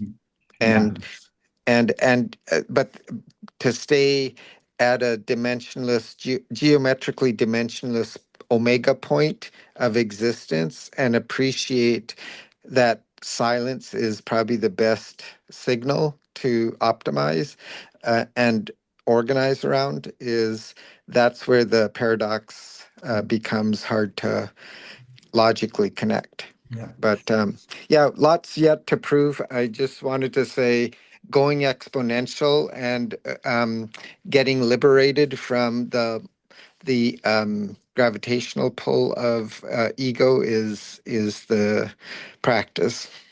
Yeah, but that sets a prerequisite that we don't have people out there that they let their ego override everything else. Yeah, I think Jimi Hendrix, I'll quote him, when the power of love overcomes the love of power, the world will experience peace. Yes. Yes. But again, we have to prepare for the worst case that we've got a lot of people out there who prefer power over love.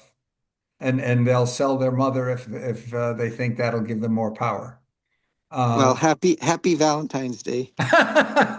Again, we gotta go and we gotta say, okay, there's a worst case. What's the good news is that we're working to try to find a way to avoid the worst case and get the best case. Always the case. Right? Absolutely. And I'm so glad Jay is on this call because he's just as crazy as me. Okay, so let's continue. But this is really, I think here for the human mind, you just hear so many people say, well, it's always been like this. Every time technology came along, it always created more jobs than it destroyed. When there are certain human traits that AI will never be able to replicate, or robots. Don't disregard the robotics because if we look at the humanoid robots, what the advances of the last year, it's going to take longer to roll out robots because you got to make them individually. But the capabilities are probably within 1 or 2 years we're going to have robots that are going to be able to walk the street and talk to us about anything that we are not going to be able to distinguish between a biological human unless it's required that they've got to have some kind of marking or some way to identify them. Okay, let's continue. 30 here. What? What was that? I said they're already here. We just don't know it. Yeah, well, so far all the ones they're showing us, for the most part, we can tell the difference, or they're not quite capable. They recently in China they had that one that looks so realistically human, at least the body shape, that until it fell down. 5.3 codecs, Opus 4.6, they're even higher. All of a sudden, we had this hard takeoff right around 2025 and the end of 2025. These models are able to accomplish real world tasks spanning hours and hours of work. I can't tell you how crazy it is to see this graph. And the model companies, Anthropic, OpenAI, even the AI coding app Cursor, they all put out incredible case studies in which they tasked their own agents to go out and build something incredible over weeks autonomously. Here's the post from Anthropic, building a C compiler with a team of parallel Claudes. So look at this, 16 agents writing Rust-based C compiler from scratch, 2,000 Claude code sessions, a $20,000 API bill, and 100,000 line compiler that actually worked. Over nearly 2,000 Claude code sessions across 2 weeks. Opus 4.6 consumed 2 billion input tokens and generated 140 million output tokens, a total cost of just under $20,000. It ran for 2 weeks autonomously. Think about how crazy that is. It built a C compiler from scratch autonomously. Here's Michael Truel, the CEO of Cursor. Look what he said. We built a browser with 5.2, not even 5.3 in Cursor. It ran uninterrupted for 1 week straight, 3 million lines of code across thousands of files, and it kind of worked. The browser from scratch, including a rendering engine from scratch. Again, incredible. But that's not all. Not only are they running longer, but they're actually starting to self-improve. Here is the blog post from OpenAI. Okay, this is like so super important. Pay attention. Self-improvement, recursive self-improvement.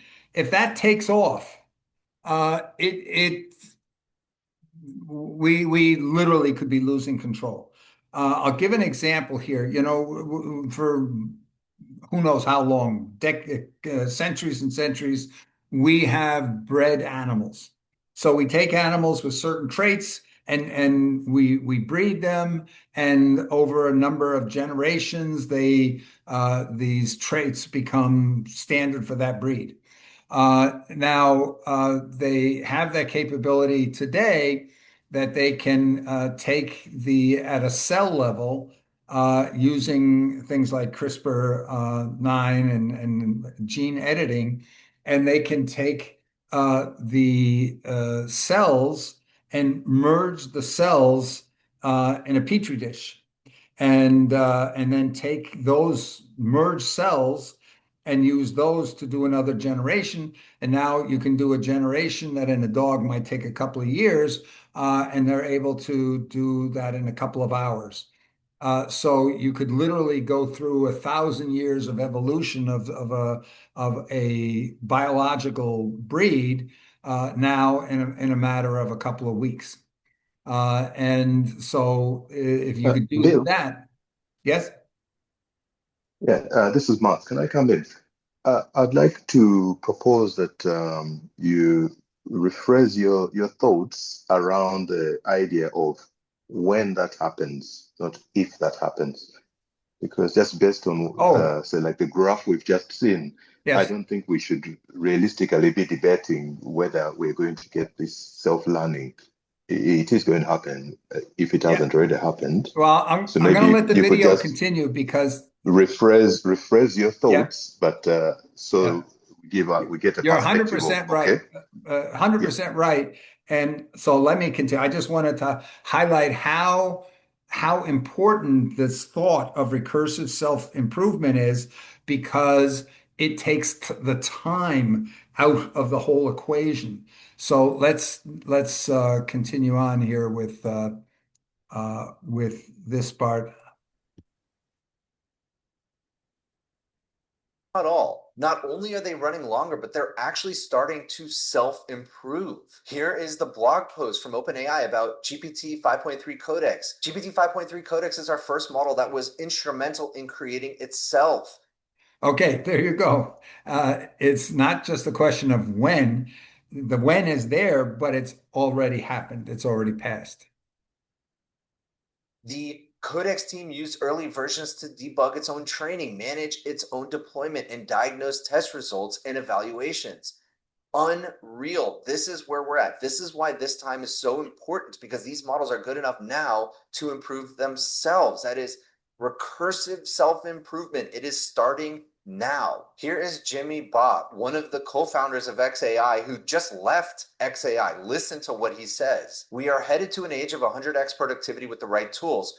Recursive self-improvement loops likely go live in the next 12 months. Sure seems like we're there already. Okay, back to the article. Now you can hopefully see how quickly everything is accelerating. Okay, but what does that actually mean for you? You're listening to me talk, you're reading Matt Schumer's article, and you're like, okay, great, everything's going to be automated. I'm going to be out of a job.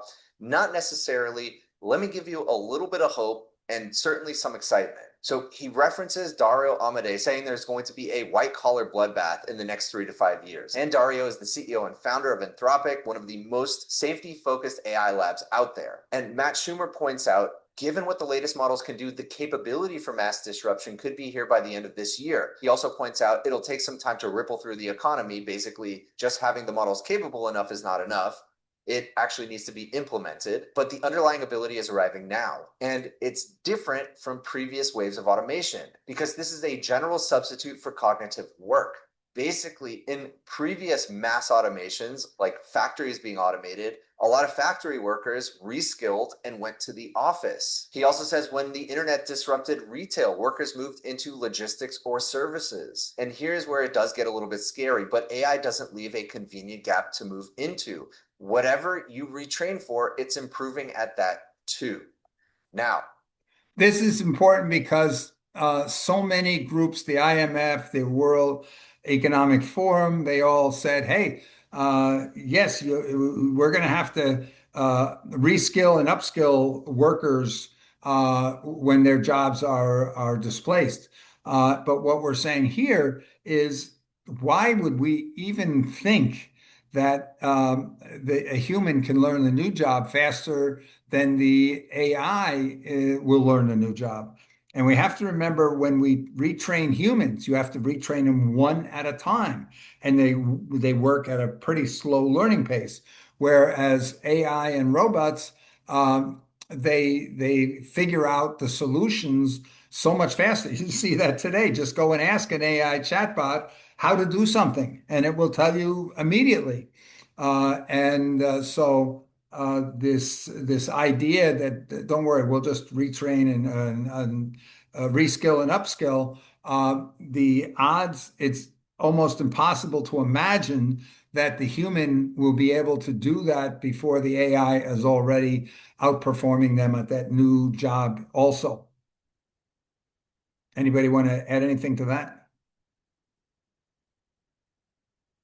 Okay. I don't necessarily believe there's no gap to be filled. I do believe that there is going to be new jobs, just like there always has been, focused on what humans do best.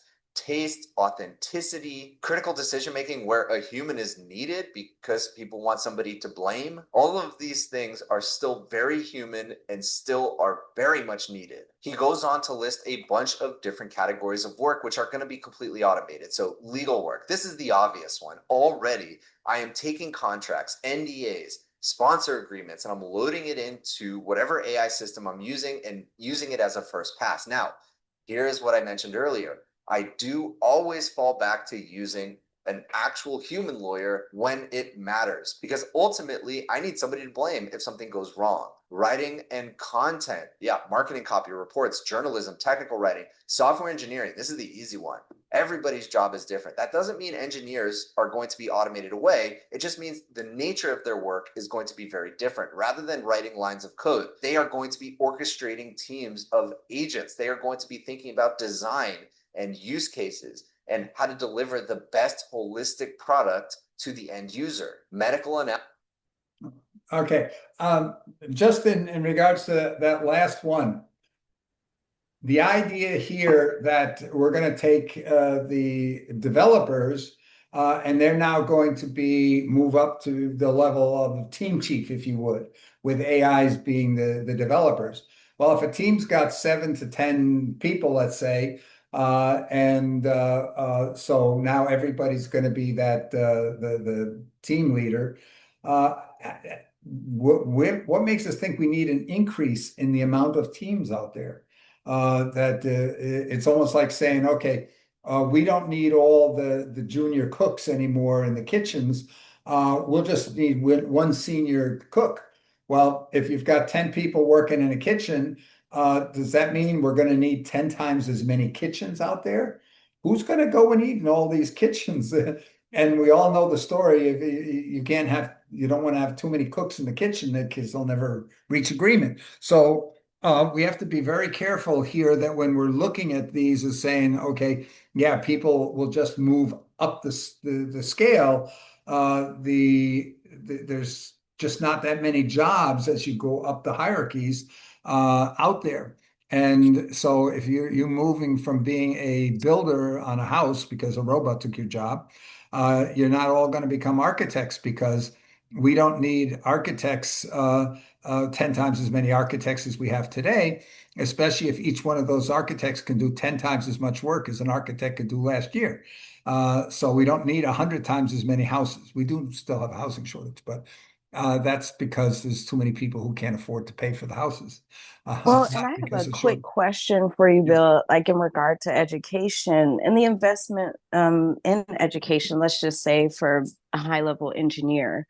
Where are we looking as far as, you just mentioned the shift in particular job placements that are really close in the timeline ahead. So where are we looking as far as young people, their pathways of opportunity, and then kind of drilling back to the importance of maybe even university level education and the investment in that? Is that also going to see a major shift? Are there going to be a necessity for engineering degrees or even maybe even medical PhDs? Are we just going to kind of slip into maybe high level certification? Where do you see this going? Well, if you recall a couple of years ago when we were focused primarily on education, one of the things that we called for was the creation of something we called Rotary University. And the idea of Rotary University was to be able to provide free university level education for all. And we said that the main thing would become a split between the credentialing process and the learning process. So, because the learning process is going to be able to be fully automated. And right now, if you go to a university and you already have all the knowledge, they still require you to pay like half of what it would cost to get a master's degree just to be able to take the tests and get a degree issued from them. So it's not really about certification of what you're capable of. It's about collecting their business models, collecting money from you doing seat time or the equivalent.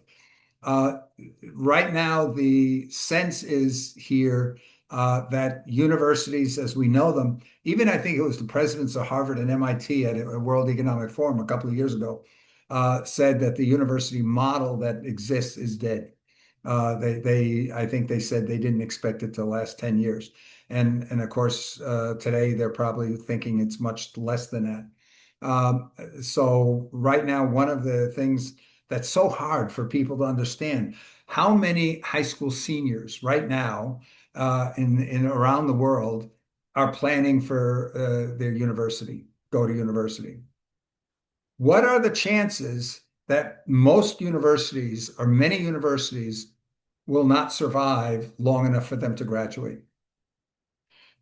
Think of that. If you go out into high school now and say, "Hey, I want to talk to you, think about your future," and just think maybe the university process won't exist long enough for you to graduate. Why? Because the jobs are not there. We saw that already there was a massive reduction in jobs for university graduates last year already.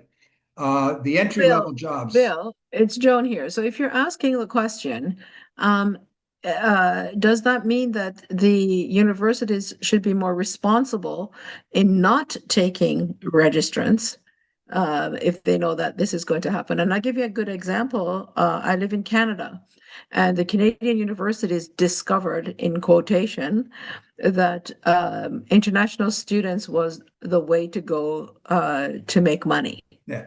Okay. So many of the colleges and and universities, and I'm just going to say Ontario for now because I know for sure it happened in Ontario. I don't know about the other provinces, so I just want to be clear. They built the last 15 years on international students coming, and they charge because Canadians are subsidized to go to higher level schools, but international students are not. So they get the full amount of money. Now, I also remember that universities get operation costs, not just subsidized of the student, but operational costs. Mm-hmm. So they're double dipping in essence. But there's been a whole issue about international students and overstaying their visas, et cetera, et cetera. So there's a kibosh on that. So those students are out of their money, but the universities are not going to pay them back. But they kind of knew that it was that it was going to come to an end, and that it was an issue. And the only reason I say that is because many of those students that came did not go to the university; they were doing other things. So the university still took the second year, and so the university was unethical, right? So does that mean that they knew that the bottom was going to fall out? So does that happen in the States too, where if they're saying, if you're saying, or AI is saying, or whom the research is saying that schools are not going to be needed in quotation and no jobs are going to be available, that should be made clear when there's a recruiting presentation done.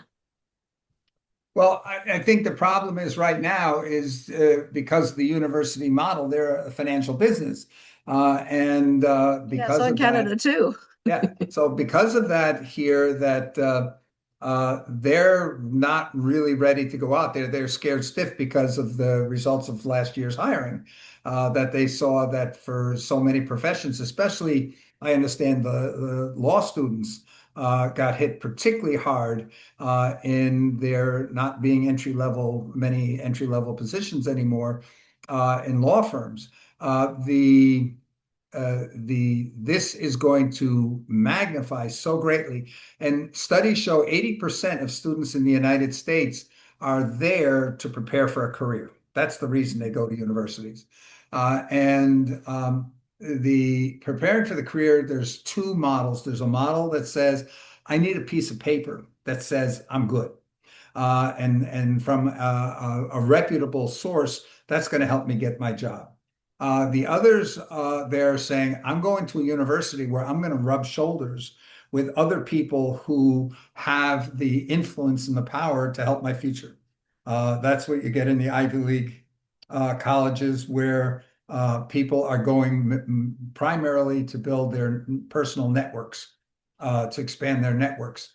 But the knowledge base where people are going to a university because they want to acquire the knowledge, that's the one that we see are being displaced. If we just look at the ads on TV for the online universities, they're increasing. I used to teach at Purdue. Purdue's just started offering now online University of Maryland.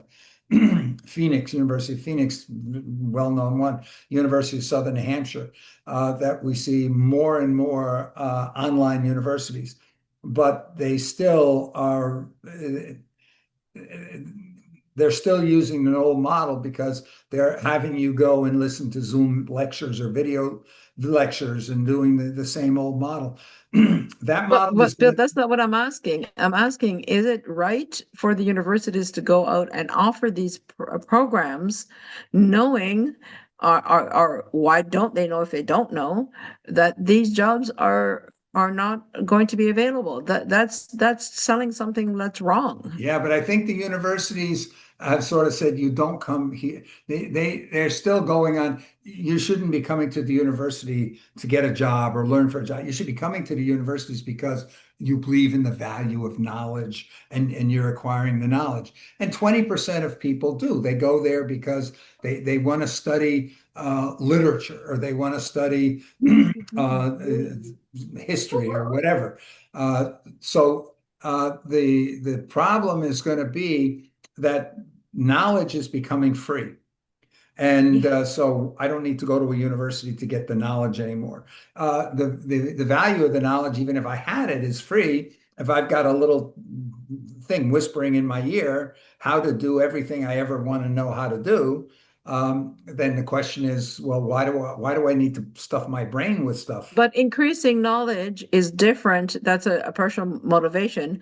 The motivation that universities have is that you come here, get a piece of paper, and it's stamped, and now you can get a job because you have that education.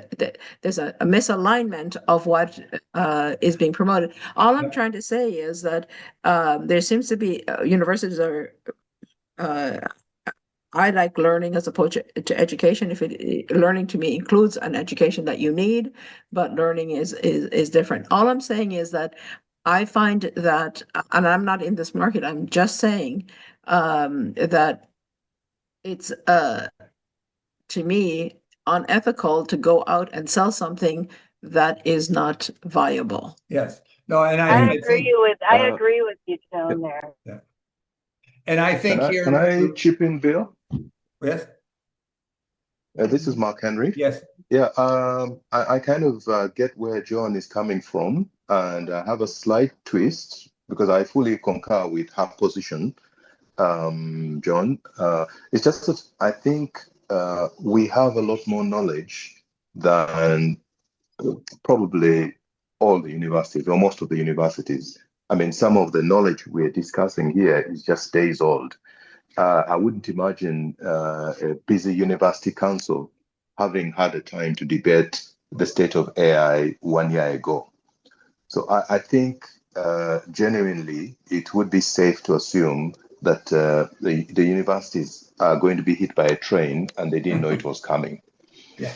And then secondly, I think I mean, you could at least say within their computer science departments and the dean of computer engineering or whatever equivalent, whichever university has, they see it coming and they will go for the ostrich, the ostrich that buries its head in the sand or whatever. I mean, it's like, hey, listen, let's kind of go with the flow until it can no longer flow. Yeah. And I look at it from the perspective of a parent. And even if I had to explain some of the things, I mean, I was in Tanzania at an international meeting last week, no, the week before, and we're discussing some of the things we discuss here. And I just told them, well, just send the kids to school. They'll figure it out. After all, because somebody was asking about the future of jobs, and they were looking at engineers coming into the transport sector, and I said, well, just continue training people. We'll figure it out when we get there. Because the pace at which things are changing, it's such that it was very, very difficult for me in that position. I was a lead facilitator. This was an Africa regional meeting, and I was a lead facilitator. But I felt you don't really want to give people maybe what might be interpreted as maybe a doom and gloom or you don't know where their mind space is. So I kind of felt it's the easiest way of telling people is just continue as things are, and then the way COVID just suddenly shut down the world, probably we will be shut down, and then we will have to recalibrate. Yeah, no, I this think that's is an this. So opportunity can I also. just respond? Yeah, go ahead, Joe. Are you done, Mark? Okay. Oh, yes, I So am done. thank you. Yeah, so I mean, obviously this is a discussion forum, so we're discussing different aspects. So thank you for that, Mark. So here's a couple of things I'd like to say. Bearing we're looking to universities as the epitome of knowledge and prestige. And if they're burying their sand, that's a sad, their heads in the sand, that's a sad state of affairs. Okay, number one. Number two is many people who international students or poor people, their parents are working, doing all kinds of things so that their children can go to school. Rich people, they don't care because their parents were there or grandparents or they have scholarships. It's all to me in the United States anyway. It's just a old boys club, probably in England too. Canada is a little bit different because our costs are not as high. But it is almost like putting the thumb on poorer people, that their parents would be working these jobs to make a better life for their children. It's another way to suppress the poor. So, rich people don't care, they can write it off. Poor people, it's their whole life. So that's why I'm saying it's wrong. And I don't know, I just have an issue with it, that the pursuit of knowledge is different than the pursuit of education at high costs.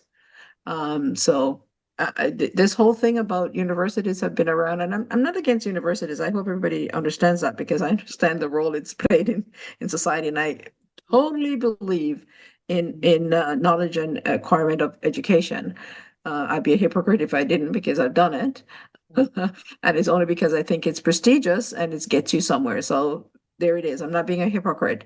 I'm saying in this day, in this time, we have to come up with solutions that are, one, to help raise people up without, downgrading their parents and their societal values. But I'm just saying that the university has a responsibility in making sure that people make informed decisions, that you can take this course. Is it something that you've always wanted to do? We don't want to put the kibosh on dreams and motivations, but we need to tell people those jobs may not be available. So take it with open eyes. In 2012, I heard MIT gave a presentation at a conference I was at, and the presenter said, he was talking to the engineers. I belong to the IEEE Smart Village group, and he was talking to us, and he said, I'm not an engineer, just a facilitator there. And he said to the group, which was 99.9% engineers, he says, your jobs are going to be at risk in the future because AI will take it over. That's what he said in 2020. That's MIT. Okay. So this information has been going around for a long time. We see a lot of online courses, Coursera, all these courses popped up because, people don't have to go to universities, and they include universities at a much lower costs. So people can acquire those certification and those professional certificates without all of the costs. Anyway, I'm just saying that they have a responsibility to inform the public when they're presenting. Yeah, Promoting. Yeah, Jay, you wanted to add something? Yeah, I wanted to add in, maybe it's a system, that's the systemic shift, that we've been, I mean, it's ancient, right? To know thyself, right? It's not just the job, it's to know thyself. The education should be to know thyself. And we've gotten off track of that. So maybe it's just, maybe we have to learn from the AI of recursive self-improvement.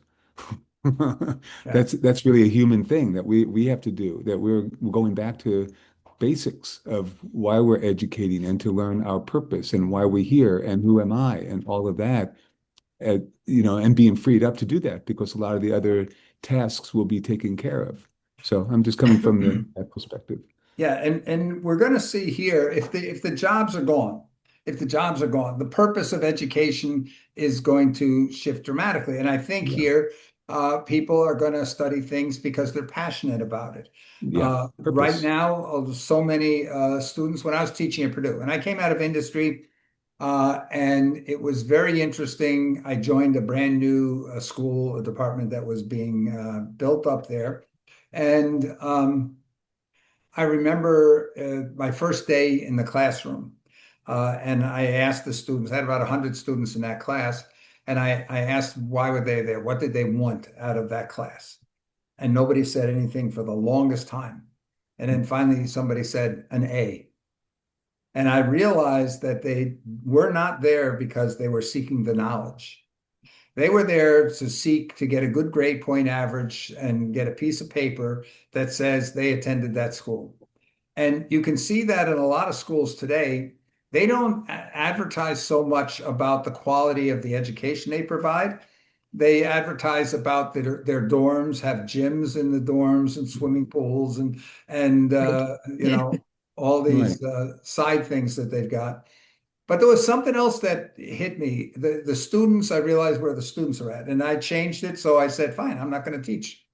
I'm not going to teach. You're going to teach yourselves. And I'm just going to go and rate how well you taught yourself. And so that's what I did. But in the process of doing that, when I left, I promised them 2 years. I gave them my 2 years, but I got a chance to pick my successor. And so I looked for somebody that believed in the same thing, that it is not about teaching, it's about what your students are capable of. And after I left, they had no hold over me because I basically was doing it as charity work because I left the position as the CEO of a major corporation I took that vow of poverty to be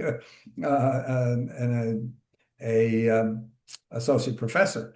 And the after I left, the school came down because my successor was dependent on that for a job. And they came down and said, okay, uh, we had said originally we were not going to be writing books. We were not going to be doing research. We wanted to be measured by one thing only, and that was the success of our students. We felt that should be the only measure of our department. The school came down and said to my successor, you have to devote X amount of time to research and publishing papers, and if you don't, you're not going to be able to stay. And that's what you find here. Most universities, they do not see themselves as being primarily an educational institution. They see themselves more as being a research institution. And that's the opportunity of right now, of that shift, that there's a whole other layer that's been forgotten or, put down or, Yeah. Well, the opportunity is going to be in the idea that because knowledge is free, you can pursue anything because you're able to get the knowledge that you need. Now, that's for people on the right side of the digital divide, people that don't have any access to the digital economy, or forget economy, but to access to digital capabilities for that knowledge, are going to be at a disadvantage, not so much for the job because everybody's going to lose their jobs. Well, except for maybe subsistence farmers and herders. If they're dependent on selling any of their crops, they're at risk. If they're only going to grow what they need to eat themselves, then maybe they'll be okay. But it's food, the price of food and everything is going to go way, way down as robots are making everything. And China's got now, they're developing even rice farms that don't have any human workers. It's going to have a major impact there. Malik, yes. Yes, Bill, very interesting discussion. I want to pick everybody's brain a little bit towards the developing world and the concept of livelihood. Yeah. So here the education is primarily linked to being able to provide you a livelihood. And once we see that the jobs are gone, what is the future that people see for the developing world in terms of people then educating themselves or not educating themselves? And then who is going to feed them? And are we heading for a socialist kind of society where the government will take care of the feeding? And is that where we're headed? Yeah, this was something that we had hoped would be a major point of discussion at the Second World Summit for Social Development in Doha, Qatar, last November, because the wake up that, hey, we have to separate the idea of income from jobs. So you're right in a way, but I don't know if we should call it the government. We basically have to say society is going to have to share. So are we looking at a socialist type solution? We got here everybody from Elon Musk and Sam Altman and all the major players out there saying the world is going to need a universal basic income. There's not going to be, people are not going to be able to have income from their labor.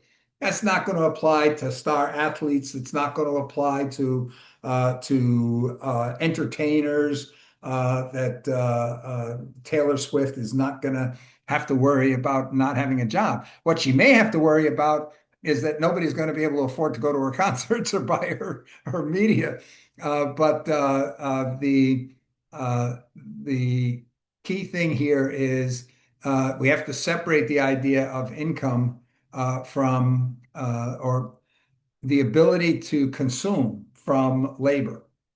So right now people are talking about a universal basic income. At the side event in Doha, they talked about that, and they concluded that a universal basic income would lead to a feudal type of a situation where the super wealthy who would need to fund the universal basic income would use that as a way to manage and control the masses. So they would not be looking at it as a way of sharing the benefits of all the AI and robots that will be able to produce everything everybody in the world needs, but they will be looking at it as a way to make sure that the masses don't come after them and say, we're going to force you to share your wealth. So There's yes, another it's factor here. probably a socialistic type of approach to say that we all have to share in the resources and the production capabilities of the world, because why should that belong to There's another thing that we're forgetting. Yes. That's really important, that is in very few of the conversations that we have. And with the growth of AI, we're also in the age of disclosure. Not just AI disclosure. There's a universal galactic um, existence that we've been diverted from. That's going to change everything.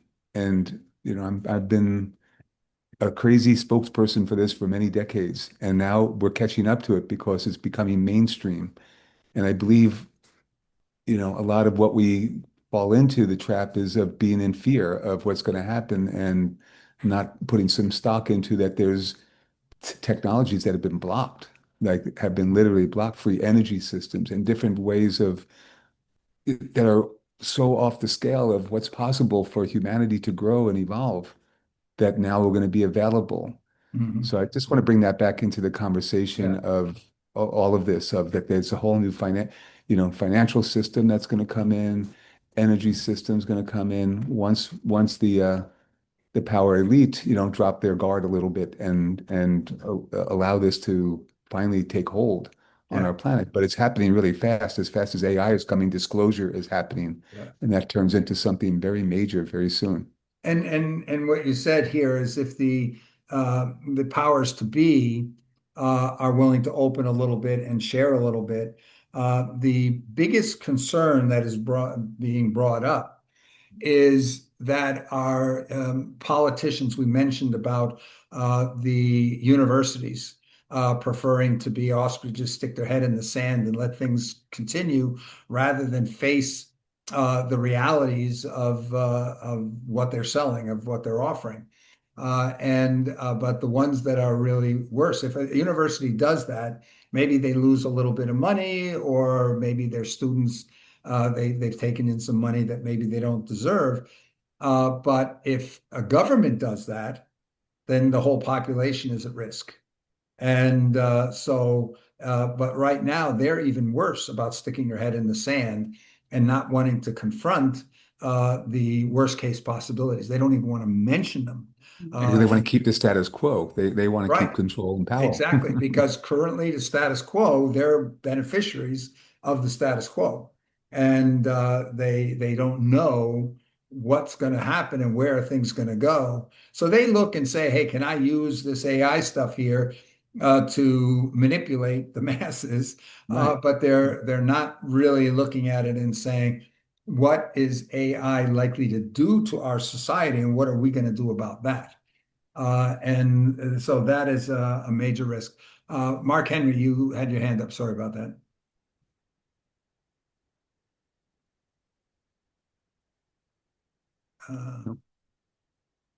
Okay. Can you hear me? Yes, we can hear you now. Yeah, no, I mean, you've said a little bit of what I wanted to say, and I just wanted to augment because I'm really passionate with where John goes, which is really looking at the ethical and the moral dimension. And to put it in context, in the context of Uganda, uh, you literally have even those who you would consider wealthy also struggle, to send kids through school. So it's a huge component of any household budget. So to see that people are literally climbing up a ladder on a wall that has shifted, what they thought was the right wall is now suddenly the wrong wall. It's really hard on households and the GDP of the country and the rest. But also another thing is academia are also, I think, even as they get to understand it, they're going to be asking themselves, so what's going to happen to us? So they are also going to be affected. They're going to be displaced. And it's very difficult for them to move. I don't know what the experience in North America is, but I have a personal friend. I actually once told him about our eClub and asked him to be joining in the meetings. I sent him one or two links. He left Makerere University because he realized that his computer science graduates were not being taken up by the telecoms. And that was because the curricula was not keeping up pace with what the telcos and the banks needed. And so he set up an institute which basically does micro-credentialing.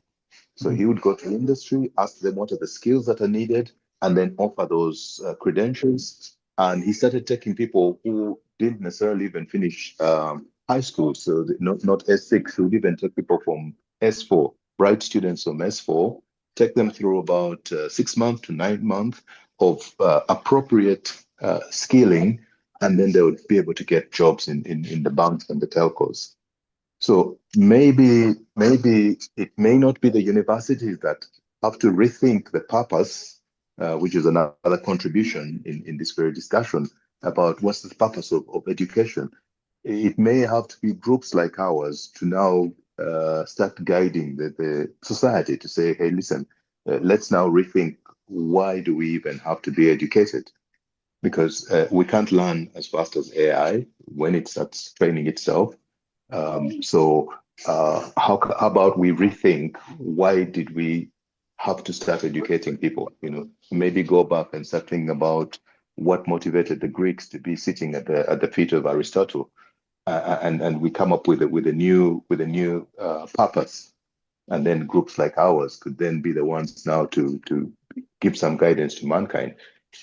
And that's kind of the way I'm beginning to frame this, even just as I listen to this and all the AI stuff that I've been listening to in the past week or two, including listening to a number of the CEOs of these top companies. That's kind of where I'm getting to. Yeah. No, I think And can I that's, just respond a little bit yeah. to that, Bill, if you don't Yes, mind? yes. So some years ago in the 70s, Canada identified that there was not enough nurses that were needed for the next few years. So there were not a lot of Canadians going into nursing. So the gap had to be filled by immigration. So a lot of Filipinos, West Indians, particularly Jamaicans, came to fulfill those roles in from, domestic to nurses, etc. It took almost 5 years before Canadians realized that there was a gap and they started to go to school. But by the time they're finished, those jobs were already filled. And so, this whole thing came up, oh, immigrants are getting the jobs. Well, they didn't go to school to get the jobs. They only did it when it was identified. So, so here's a question. I personally had really good experiences with immigrant nurses and Canadian nurses, so I can't say one way or the other.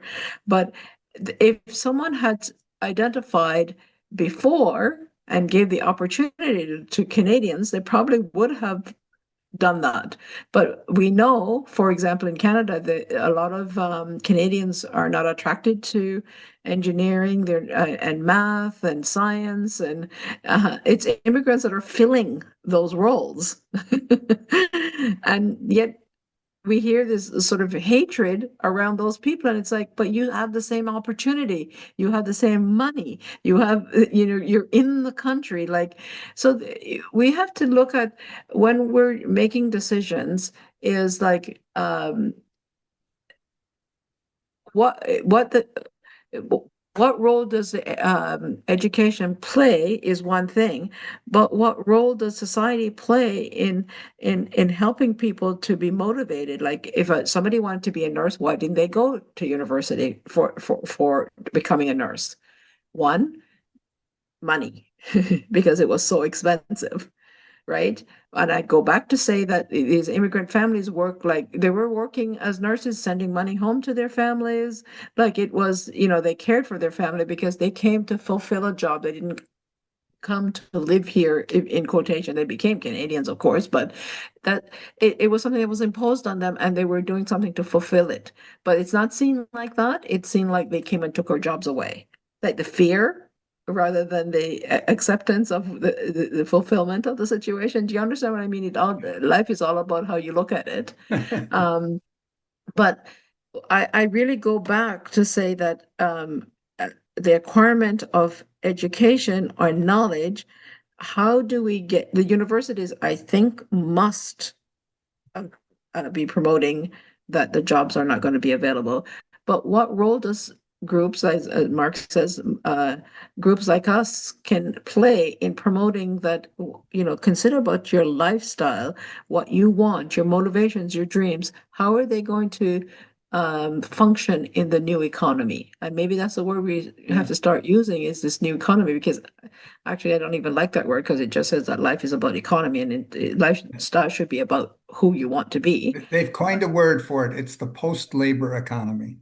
Okay. Or new So economy, NOO instead of NEW, the new right, economy. okay. Oh, I like that. So, but again, it's only focused on the economy as opposed to lifestyle. I mean, I find that Western people only think about the economy, but it's all about sustainability. How do you live? What do you want? How do you treat others? It's that's a lifestyle. So And it's not again, just the about quantum money. financial system, we're at the edge. It's been behind the scenes for so long, and we're at the edge of this quantum financial system to come in that changes everything in a Yeah, snap. It changes yeah. everything. So I think just putting stock, for me, it's putting stock into that and belief in that. Yeah. So we believe it so we can see it finally. Joan, one I of mean, the it's things here, when you're talking about that, for a group like us, A group like us it starts off, we're trying to be of the greatest service. And we look at the problems. One of the first things are you can't do anything if you don't understand it. So one of the first things is to study what is the problem, what's the situation, and look at the trajectories. Look at where might things lead to, and what is a desirable outcome and what is a less desirable outcome, and then to go and try to figure out what can we do to move things so that the likelihood of the desirable future is more than the undesirable future. And when we But do we that, have no way of knowing that, Bill. You can only know that if you do something, like no, no, because no, we can no, no, never no. predict how something is going to happen. You can, just like a meteorologist can predict the paths of storms and weather patterns and can predict the likelihood of certain kinds of damages and so forth. We can look at the same things and ask ourselves, okay, if AI totally eliminates almost all jobs, I mentioned, I think in the beginning, that all wealth boils down to either property, whether it's money or real estate or art or intellectual property and patents, or labor, which you can turn into things, into property. So if we eliminate labor, that part of the population that only has labor as their source of income and survival, uh, we just pull the floor out from underneath them. So we have to ask ourselves if that happens, and the only thing that continues to have value is capital, if you would, capital and property. Then what happens? Now we only got a few people that have value, and we got a huge population that has no value. And that's what we've got to concern ourselves with, is if that happens, how does the society go on? Is that an acceptable? Do we have to take and say, okay, to those of you with value, you've got to subsidize all the ones that don't have value, which is going to create a continual conflict like you have between unions and business owners, or because the people that are dependent are saying, hey, we need to get a little bit more. You need to share a little bit more. And the people who have the value are going to say, we got to figure out how to share less. So you're going to have a permanent conflict there. Or do we say, no, we have to, and I, is Dieter still on the call? Or Ingrid, one of you can, and I take the possessions away basically confiscate all the wealth and put it into a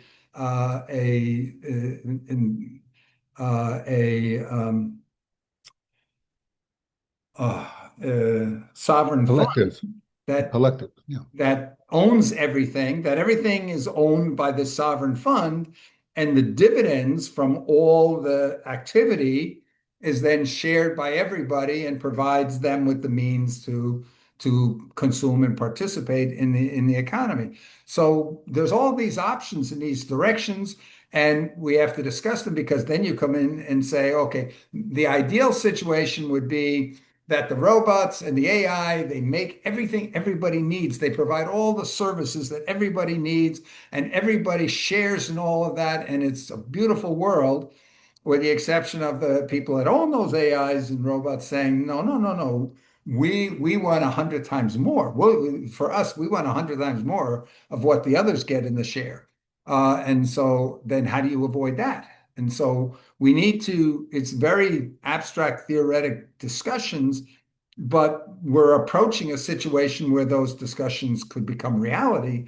And therefore, we've got to think about what if A, what if B, what if C?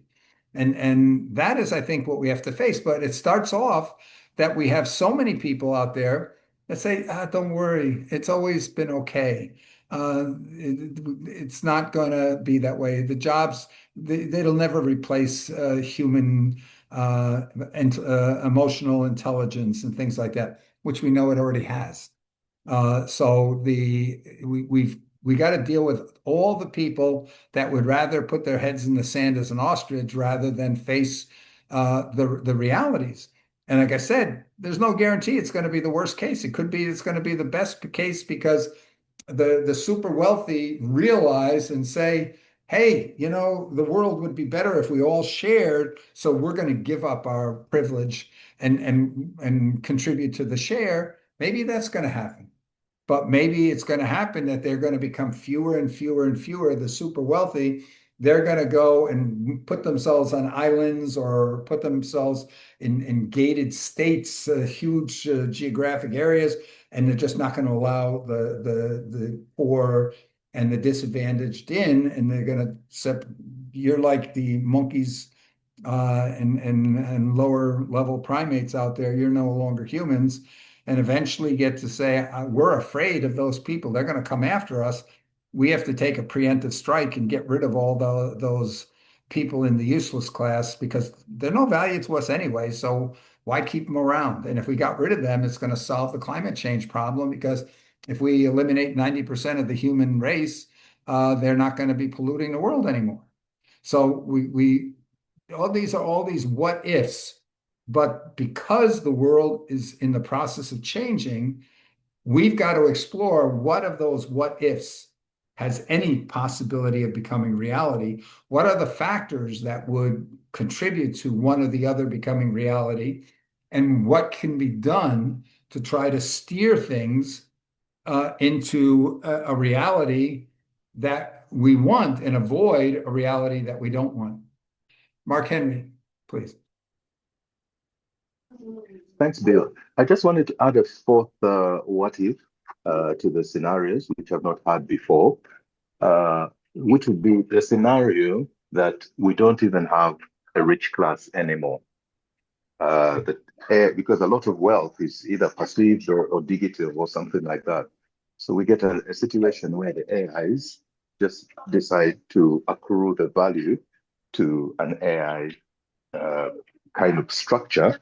And so humanity is then at the mercy of AI to determine value. So not a few billionaires, but even the billionaires, their perceived wealth is now under the control of a whole system, an ecosystem of agents, so AIs. And so humanity is now at the mercy of AI to determine what is equitable or how do they want to deal with that.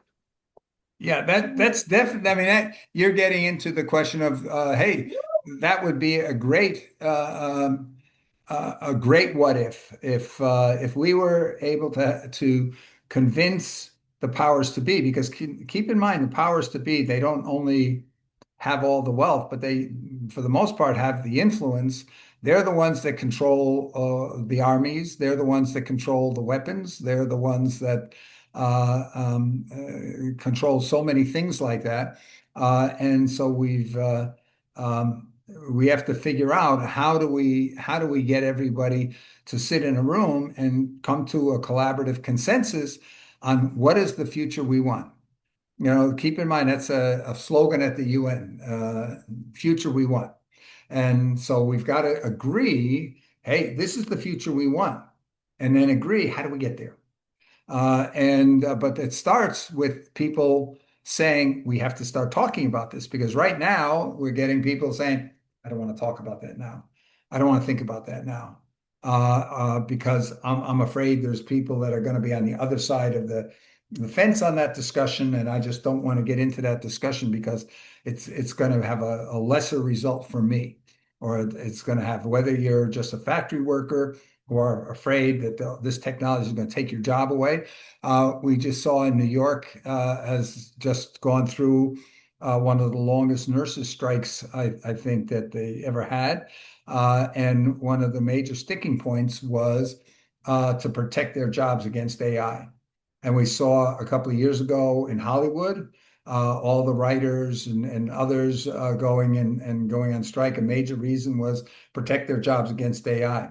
What have we seen happen? Disney is now collaborating with OpenAI And we are about to see here an explosion just within this last week. When we talk about the last week, a Chinese company is providing an open source video creation tool that will let you actually create multiple scenes within one video segment and maintain consistency of character and so forth. And it's blowing everybody's mind. They're saying that, wow, this is unbelievable. And so we can expect here probably by the end of this year, you're going to see that the capabilities to create any commercial. You don't have to go on site. You don't have to hire actors. You're not going to have to even hire the writers. It's going to be written. It's going to be generated with AI actors, which may look like the real actors, and maybe they're getting a little bit of a provision or a payment, or it's just totally made up actors. This was in Spain. They had that influencer that was like making a fortune, and then they found out it wasn't a human in the first place. So, but the idea is this could come in a year. And now, what does that mean for all the places that had to feed all those cameramen, all those people that behind the scenes and making commercials, all the transportation that's going to be declining. And keep in mind that once this starts, you talked about the financial economy. Once this starts taking off, and they're talking about it going to be mostly high-skilled college people that are going to lose their jobs initially. When that starts off, what about the banks, the mortgage, all the companies that have mortgages? What about the real estate property values? What about car loans? What about any debt that people have out there?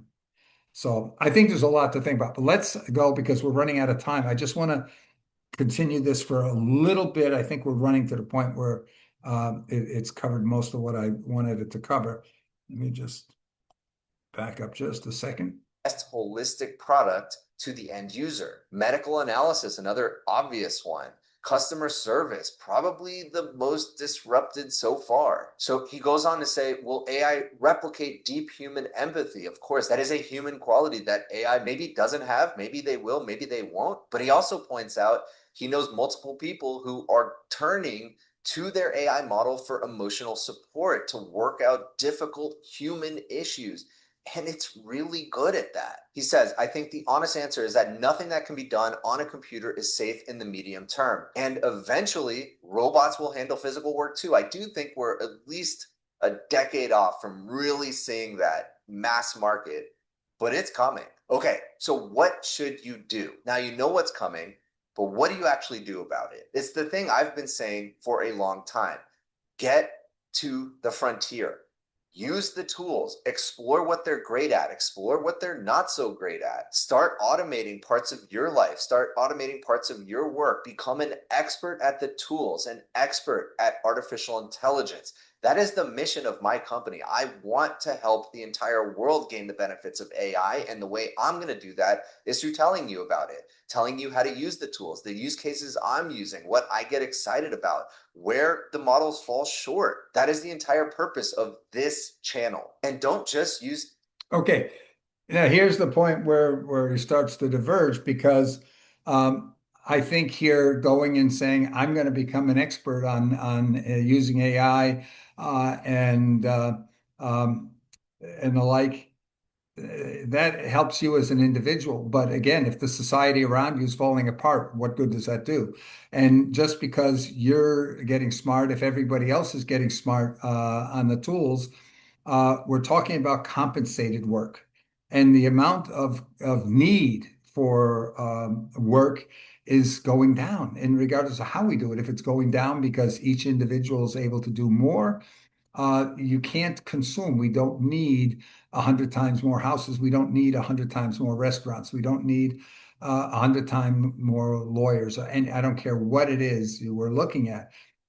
So we've got to figure out what we do for society. So the number one thing that we need to do is we need to influence the people, the power that have the power to go and develop the plans for a peaceful transition to wherever this world that we want is, we have to influence them to act, to come up with a plan for a peaceful transition.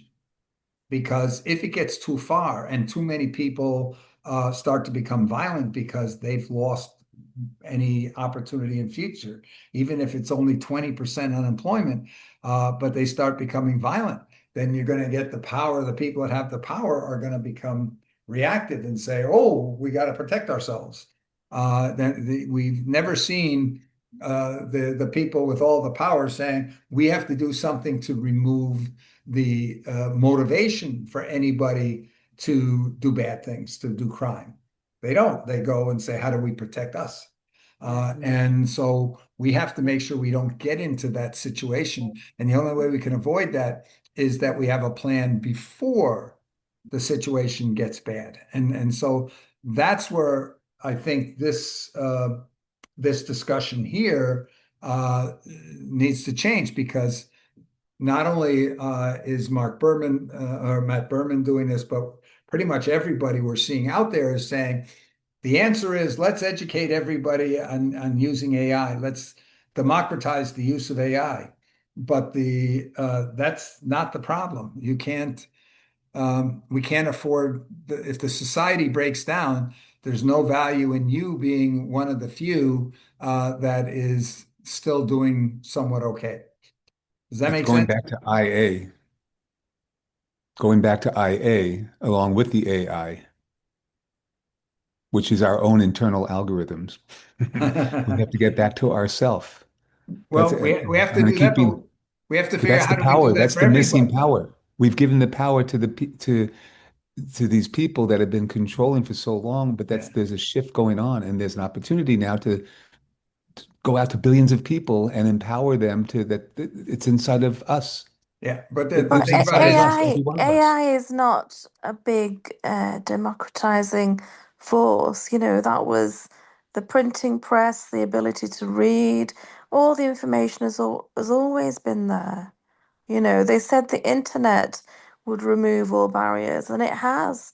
You can get anything on the internet. You can learn about anything. All the libraries are online for free.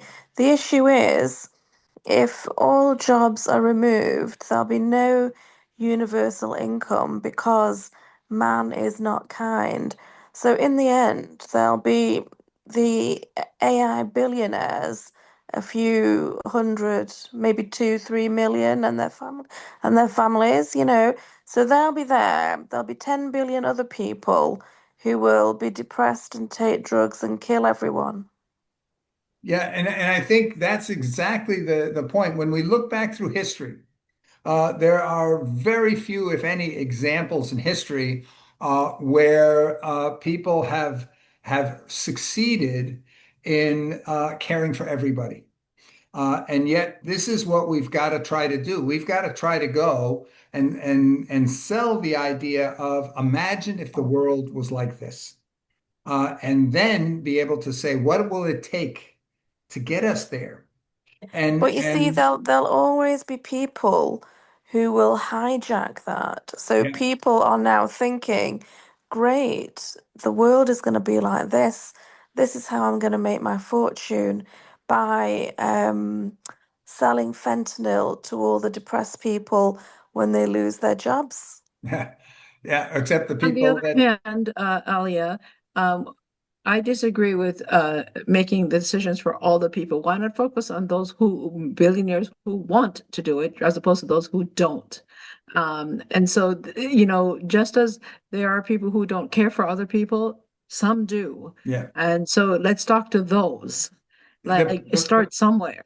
Yeah, the Because Exactly. problem, one Exactly. I'm sorry, I just believe that there are rich people that want to be helpful and they see the injustices. Let's focus on them. yeah, the thing about it is we can try to get them as allies, but the problem is that, for example, if we need the laws changed to facilitate, let's say, move to a universal basic income that is not based on tax, which is basically saying you wealthy people have to subsidize the rest. but based on finding a way to create common ownership of all the critical resources on the world. In which case, that everybody shares in the exploitation of those resources, which we see Norway doing a little bit, we see Alaska doing a little bit. So we know it's a model that can work.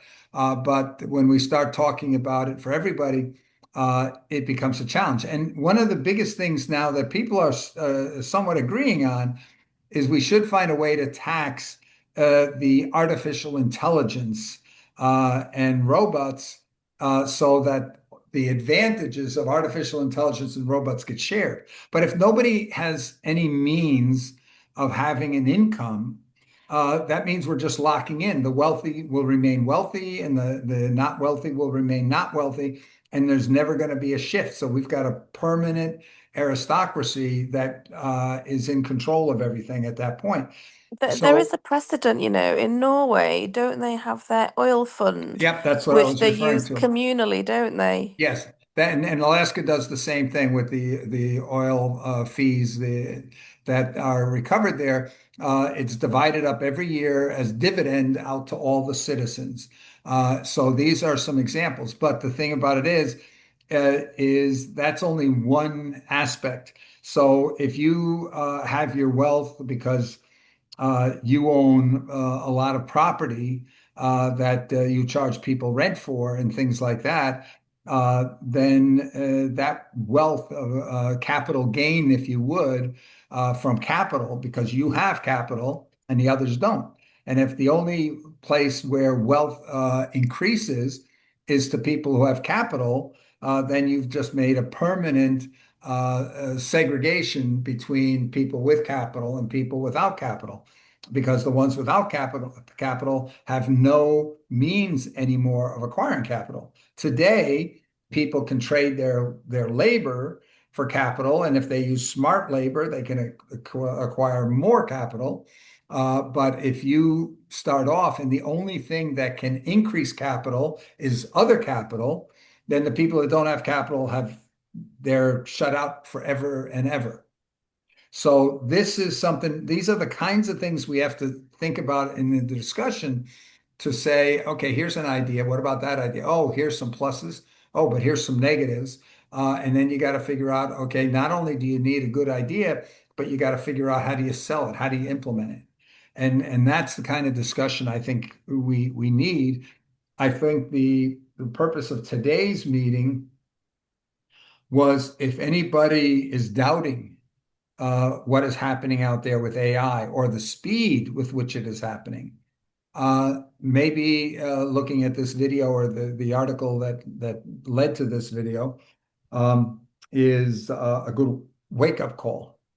And we can try to get more people to be aware, to pull their head out of the sand and say, hey, you know what, if you can keep your head in the sand, that just means you're not going to see the car that's going to run you over. One way of doing that is there's a parable in the Bible where Jesus talks about the 10 virgins. I'm not religious, by the way, but I used to be fantastic in Sunday school because at that time I really believed the BS. But one of the stories was the 10 virgins, and Jesus was telling this parable.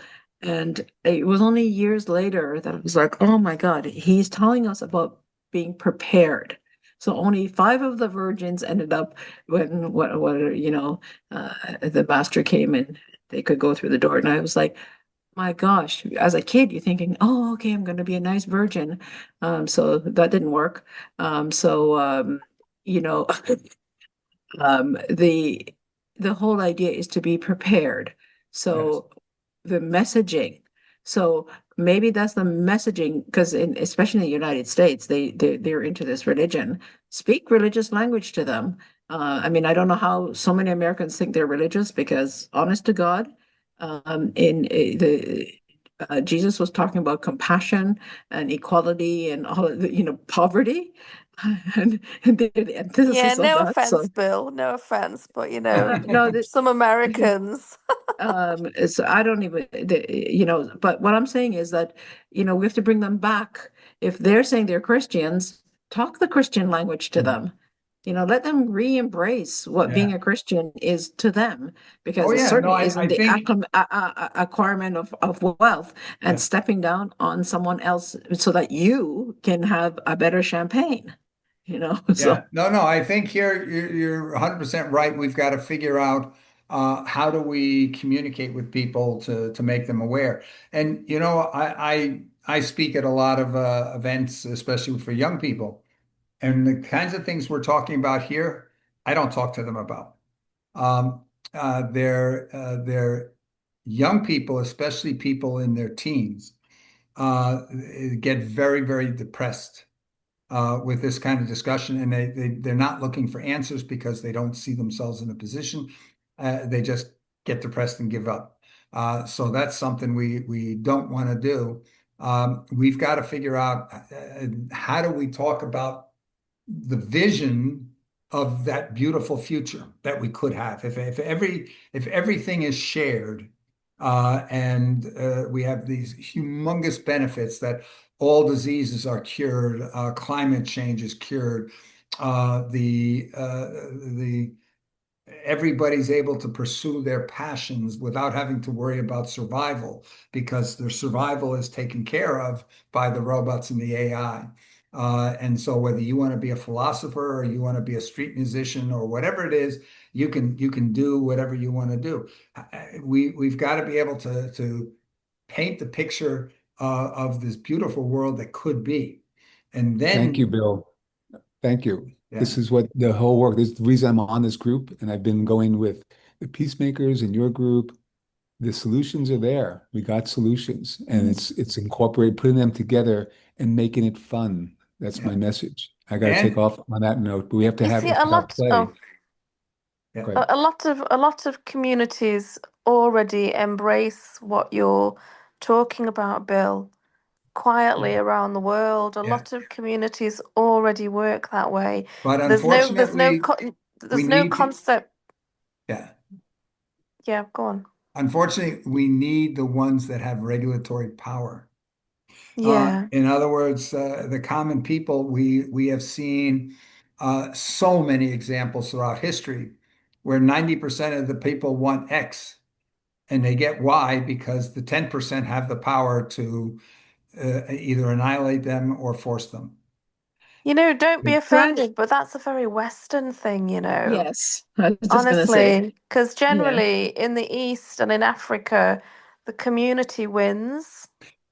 Because be careful. That's something here that I described at the beginning of the call here about what we've seen with community. When you get the mobility and the communications expansion that has taken place around the world, the places where that has not yet happened have strong communities. So it's not a question that it's Western philosophy or Eastern philosophy. It's a question here really of how far, what are the capabilities? If you had in Africa that highway connections like you have in Europe or North America, and the communications out there available so that people are mobile and they're inclusive communities, if you would, or where they can think of is that much more expansive, you're going to see the exact same thing happen that you see happen in the communities in the Western world. It's an evolutionary thing, and it's how far your environment is along that evolutionary path. At least that's what AI concluded and explained to me, that this is what made the difference. When I'm sure that if you look in some of the urban areas, even in a country like Pakistan, that you will see that people are less integrated with their neighbors, perhaps, than they are with other people in their profession or at their level of wealth or whatever. That they just grow their communities a little differently. But because so much of the developing world doesn't have those options, the people are still focused on community. Almost everything that's important for their lives are in their community. In the Western world, almost everything that's important for most people's lives are not in their community. They're in your profession. They're in your business world. They're in your governments. It used to be that almost all government action was taking place at the community level 100 years ago in the United States. Today, most people don't even know who the mayor of where they live is because that mayor doesn't have anything to say anyway. Maybe in a big city like Toronto or New York, but in most suburban communities, the county and the state and the federal government, it's much more important to know what laws are being discussed at the federal level or at the state level than to know what's being discussed at your community level.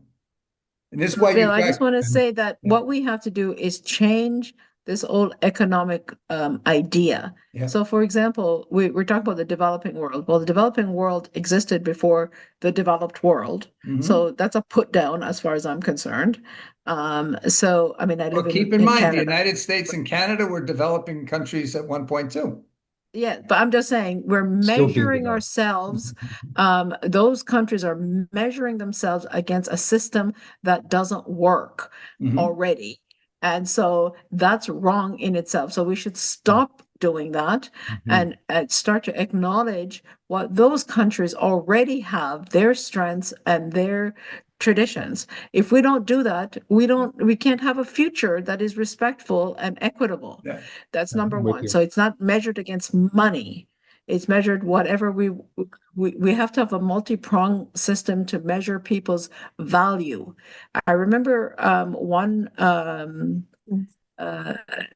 of your politicians said that the Republican Party have a lot of focus on family values, but they don't have focus on the value of families. Where I think that the I like to call them the best world, but the ancient world has that. They have family connections, and they're always measuring themselves against industry and developed nations and money. And money doesn't make you, it just allows you to buy things. So if your whole being is about money, I mean, we see with the Epstein trials, all those papers, all those people that are leaders and whatever, and they're covering it up. And you say to yourself, why are you covering it up? These are your leaders, rich people. He put everybody on the game and he only made 100 because he million. could.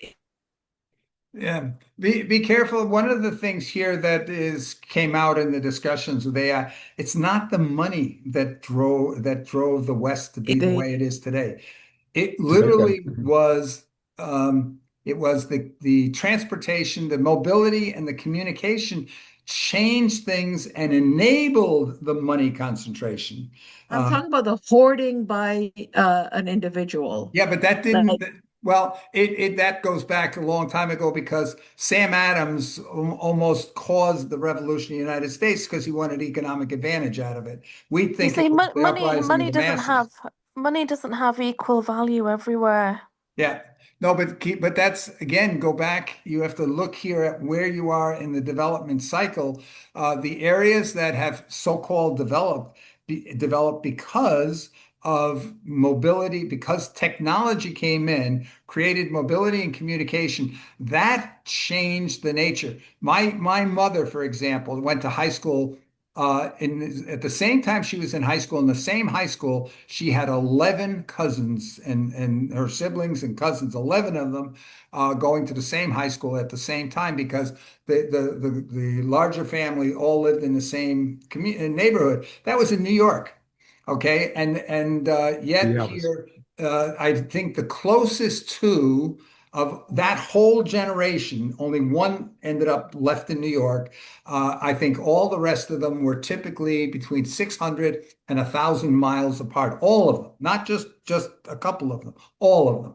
And that is something that happened because the transportation of the Eisenhower highway system enabled the distribution of production facilities and distribution facilities across the country that created job opportunities everywhere that pulled people apart. And people already, because World War II required people to relocate to support the war effort. I'm not talking about, I mean, of course, those are good things that happen with money. Okay.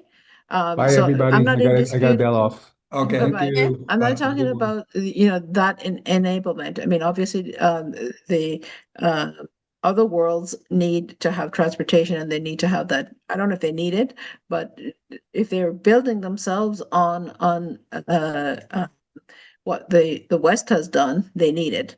But they function quite well for thousands of years without it.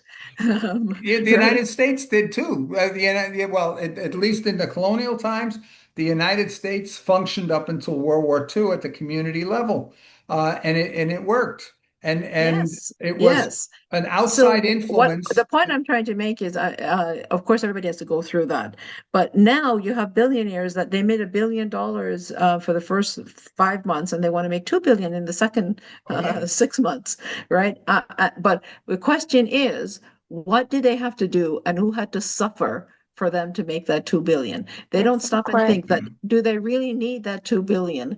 What, like honestly, do you have to commit those crimes to do it? Like step on people and so there is a way to get to, I don't know how this hoarding mentality of having billions.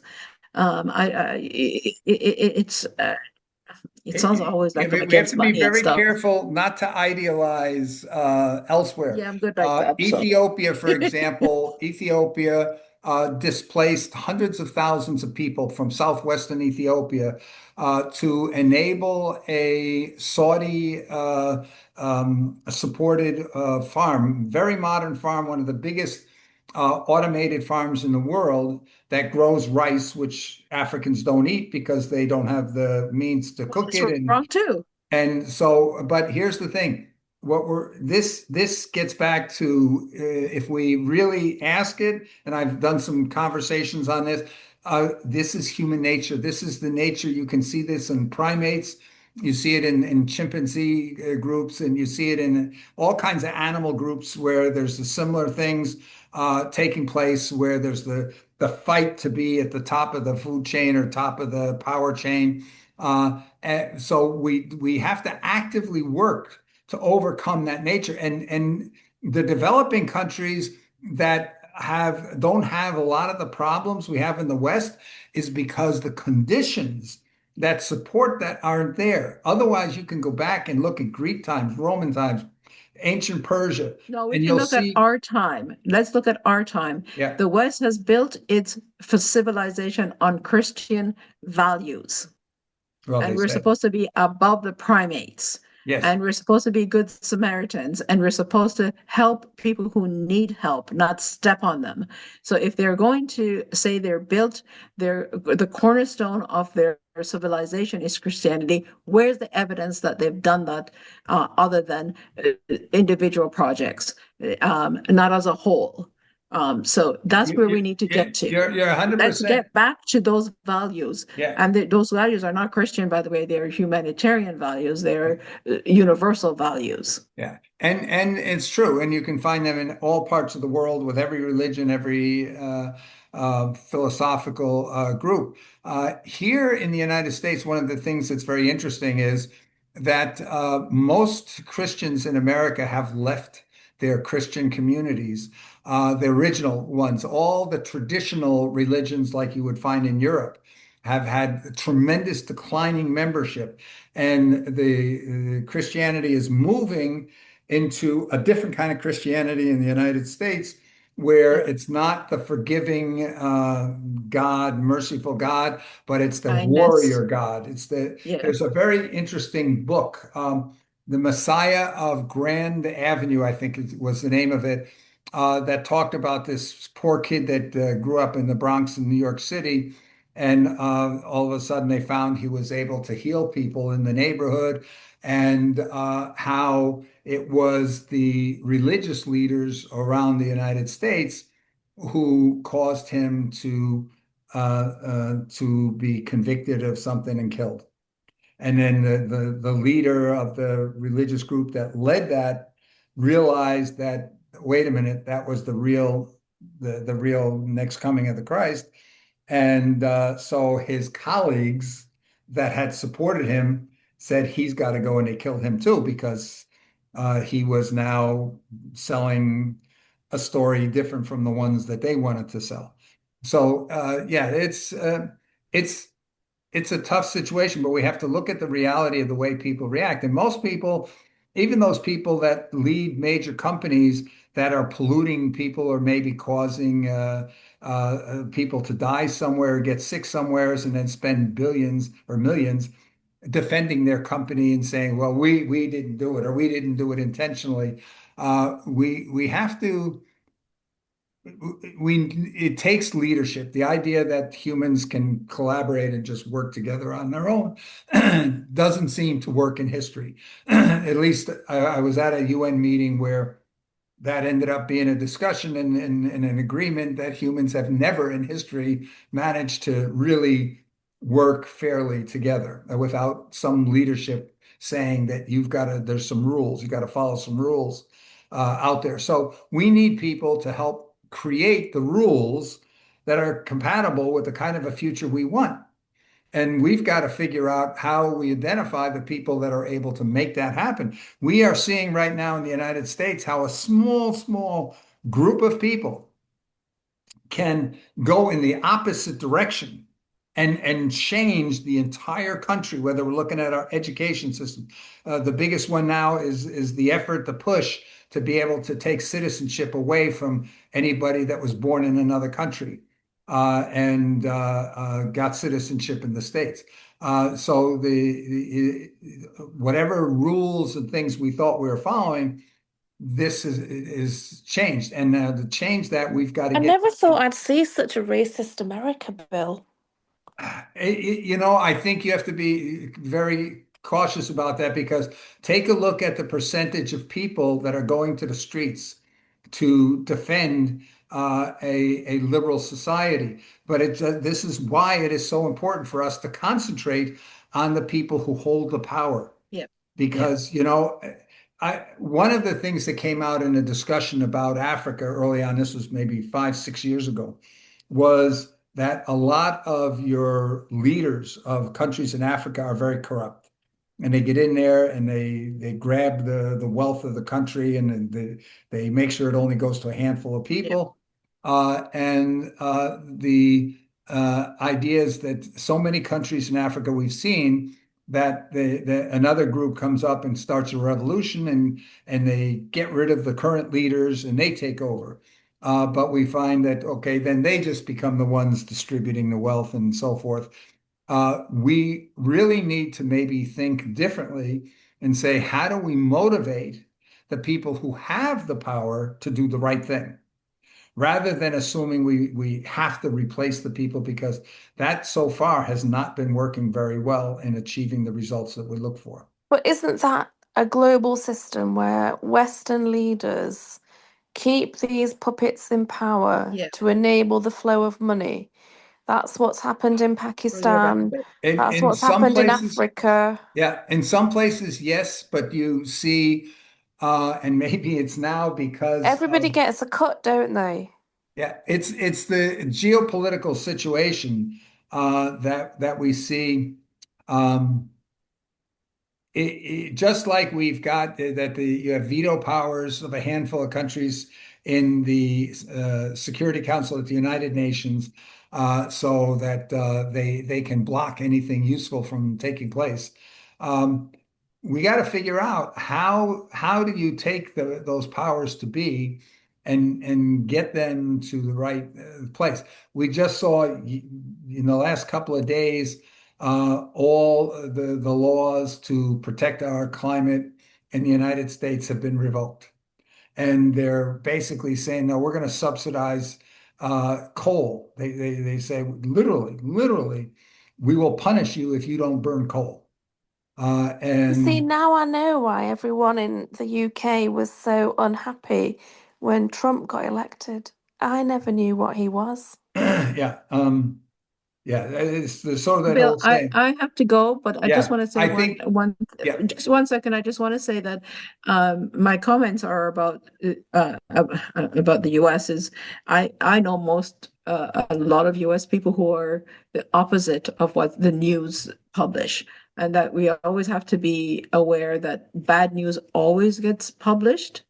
But I also believe that one of the reasons I'm critical of the US is because they hold themselves as the world's moral and equal country, and that their behavior doesn't represent that. So I'm critical of that. yeah. But I also am a big fan of Bernie Sanders. I wish he was the president.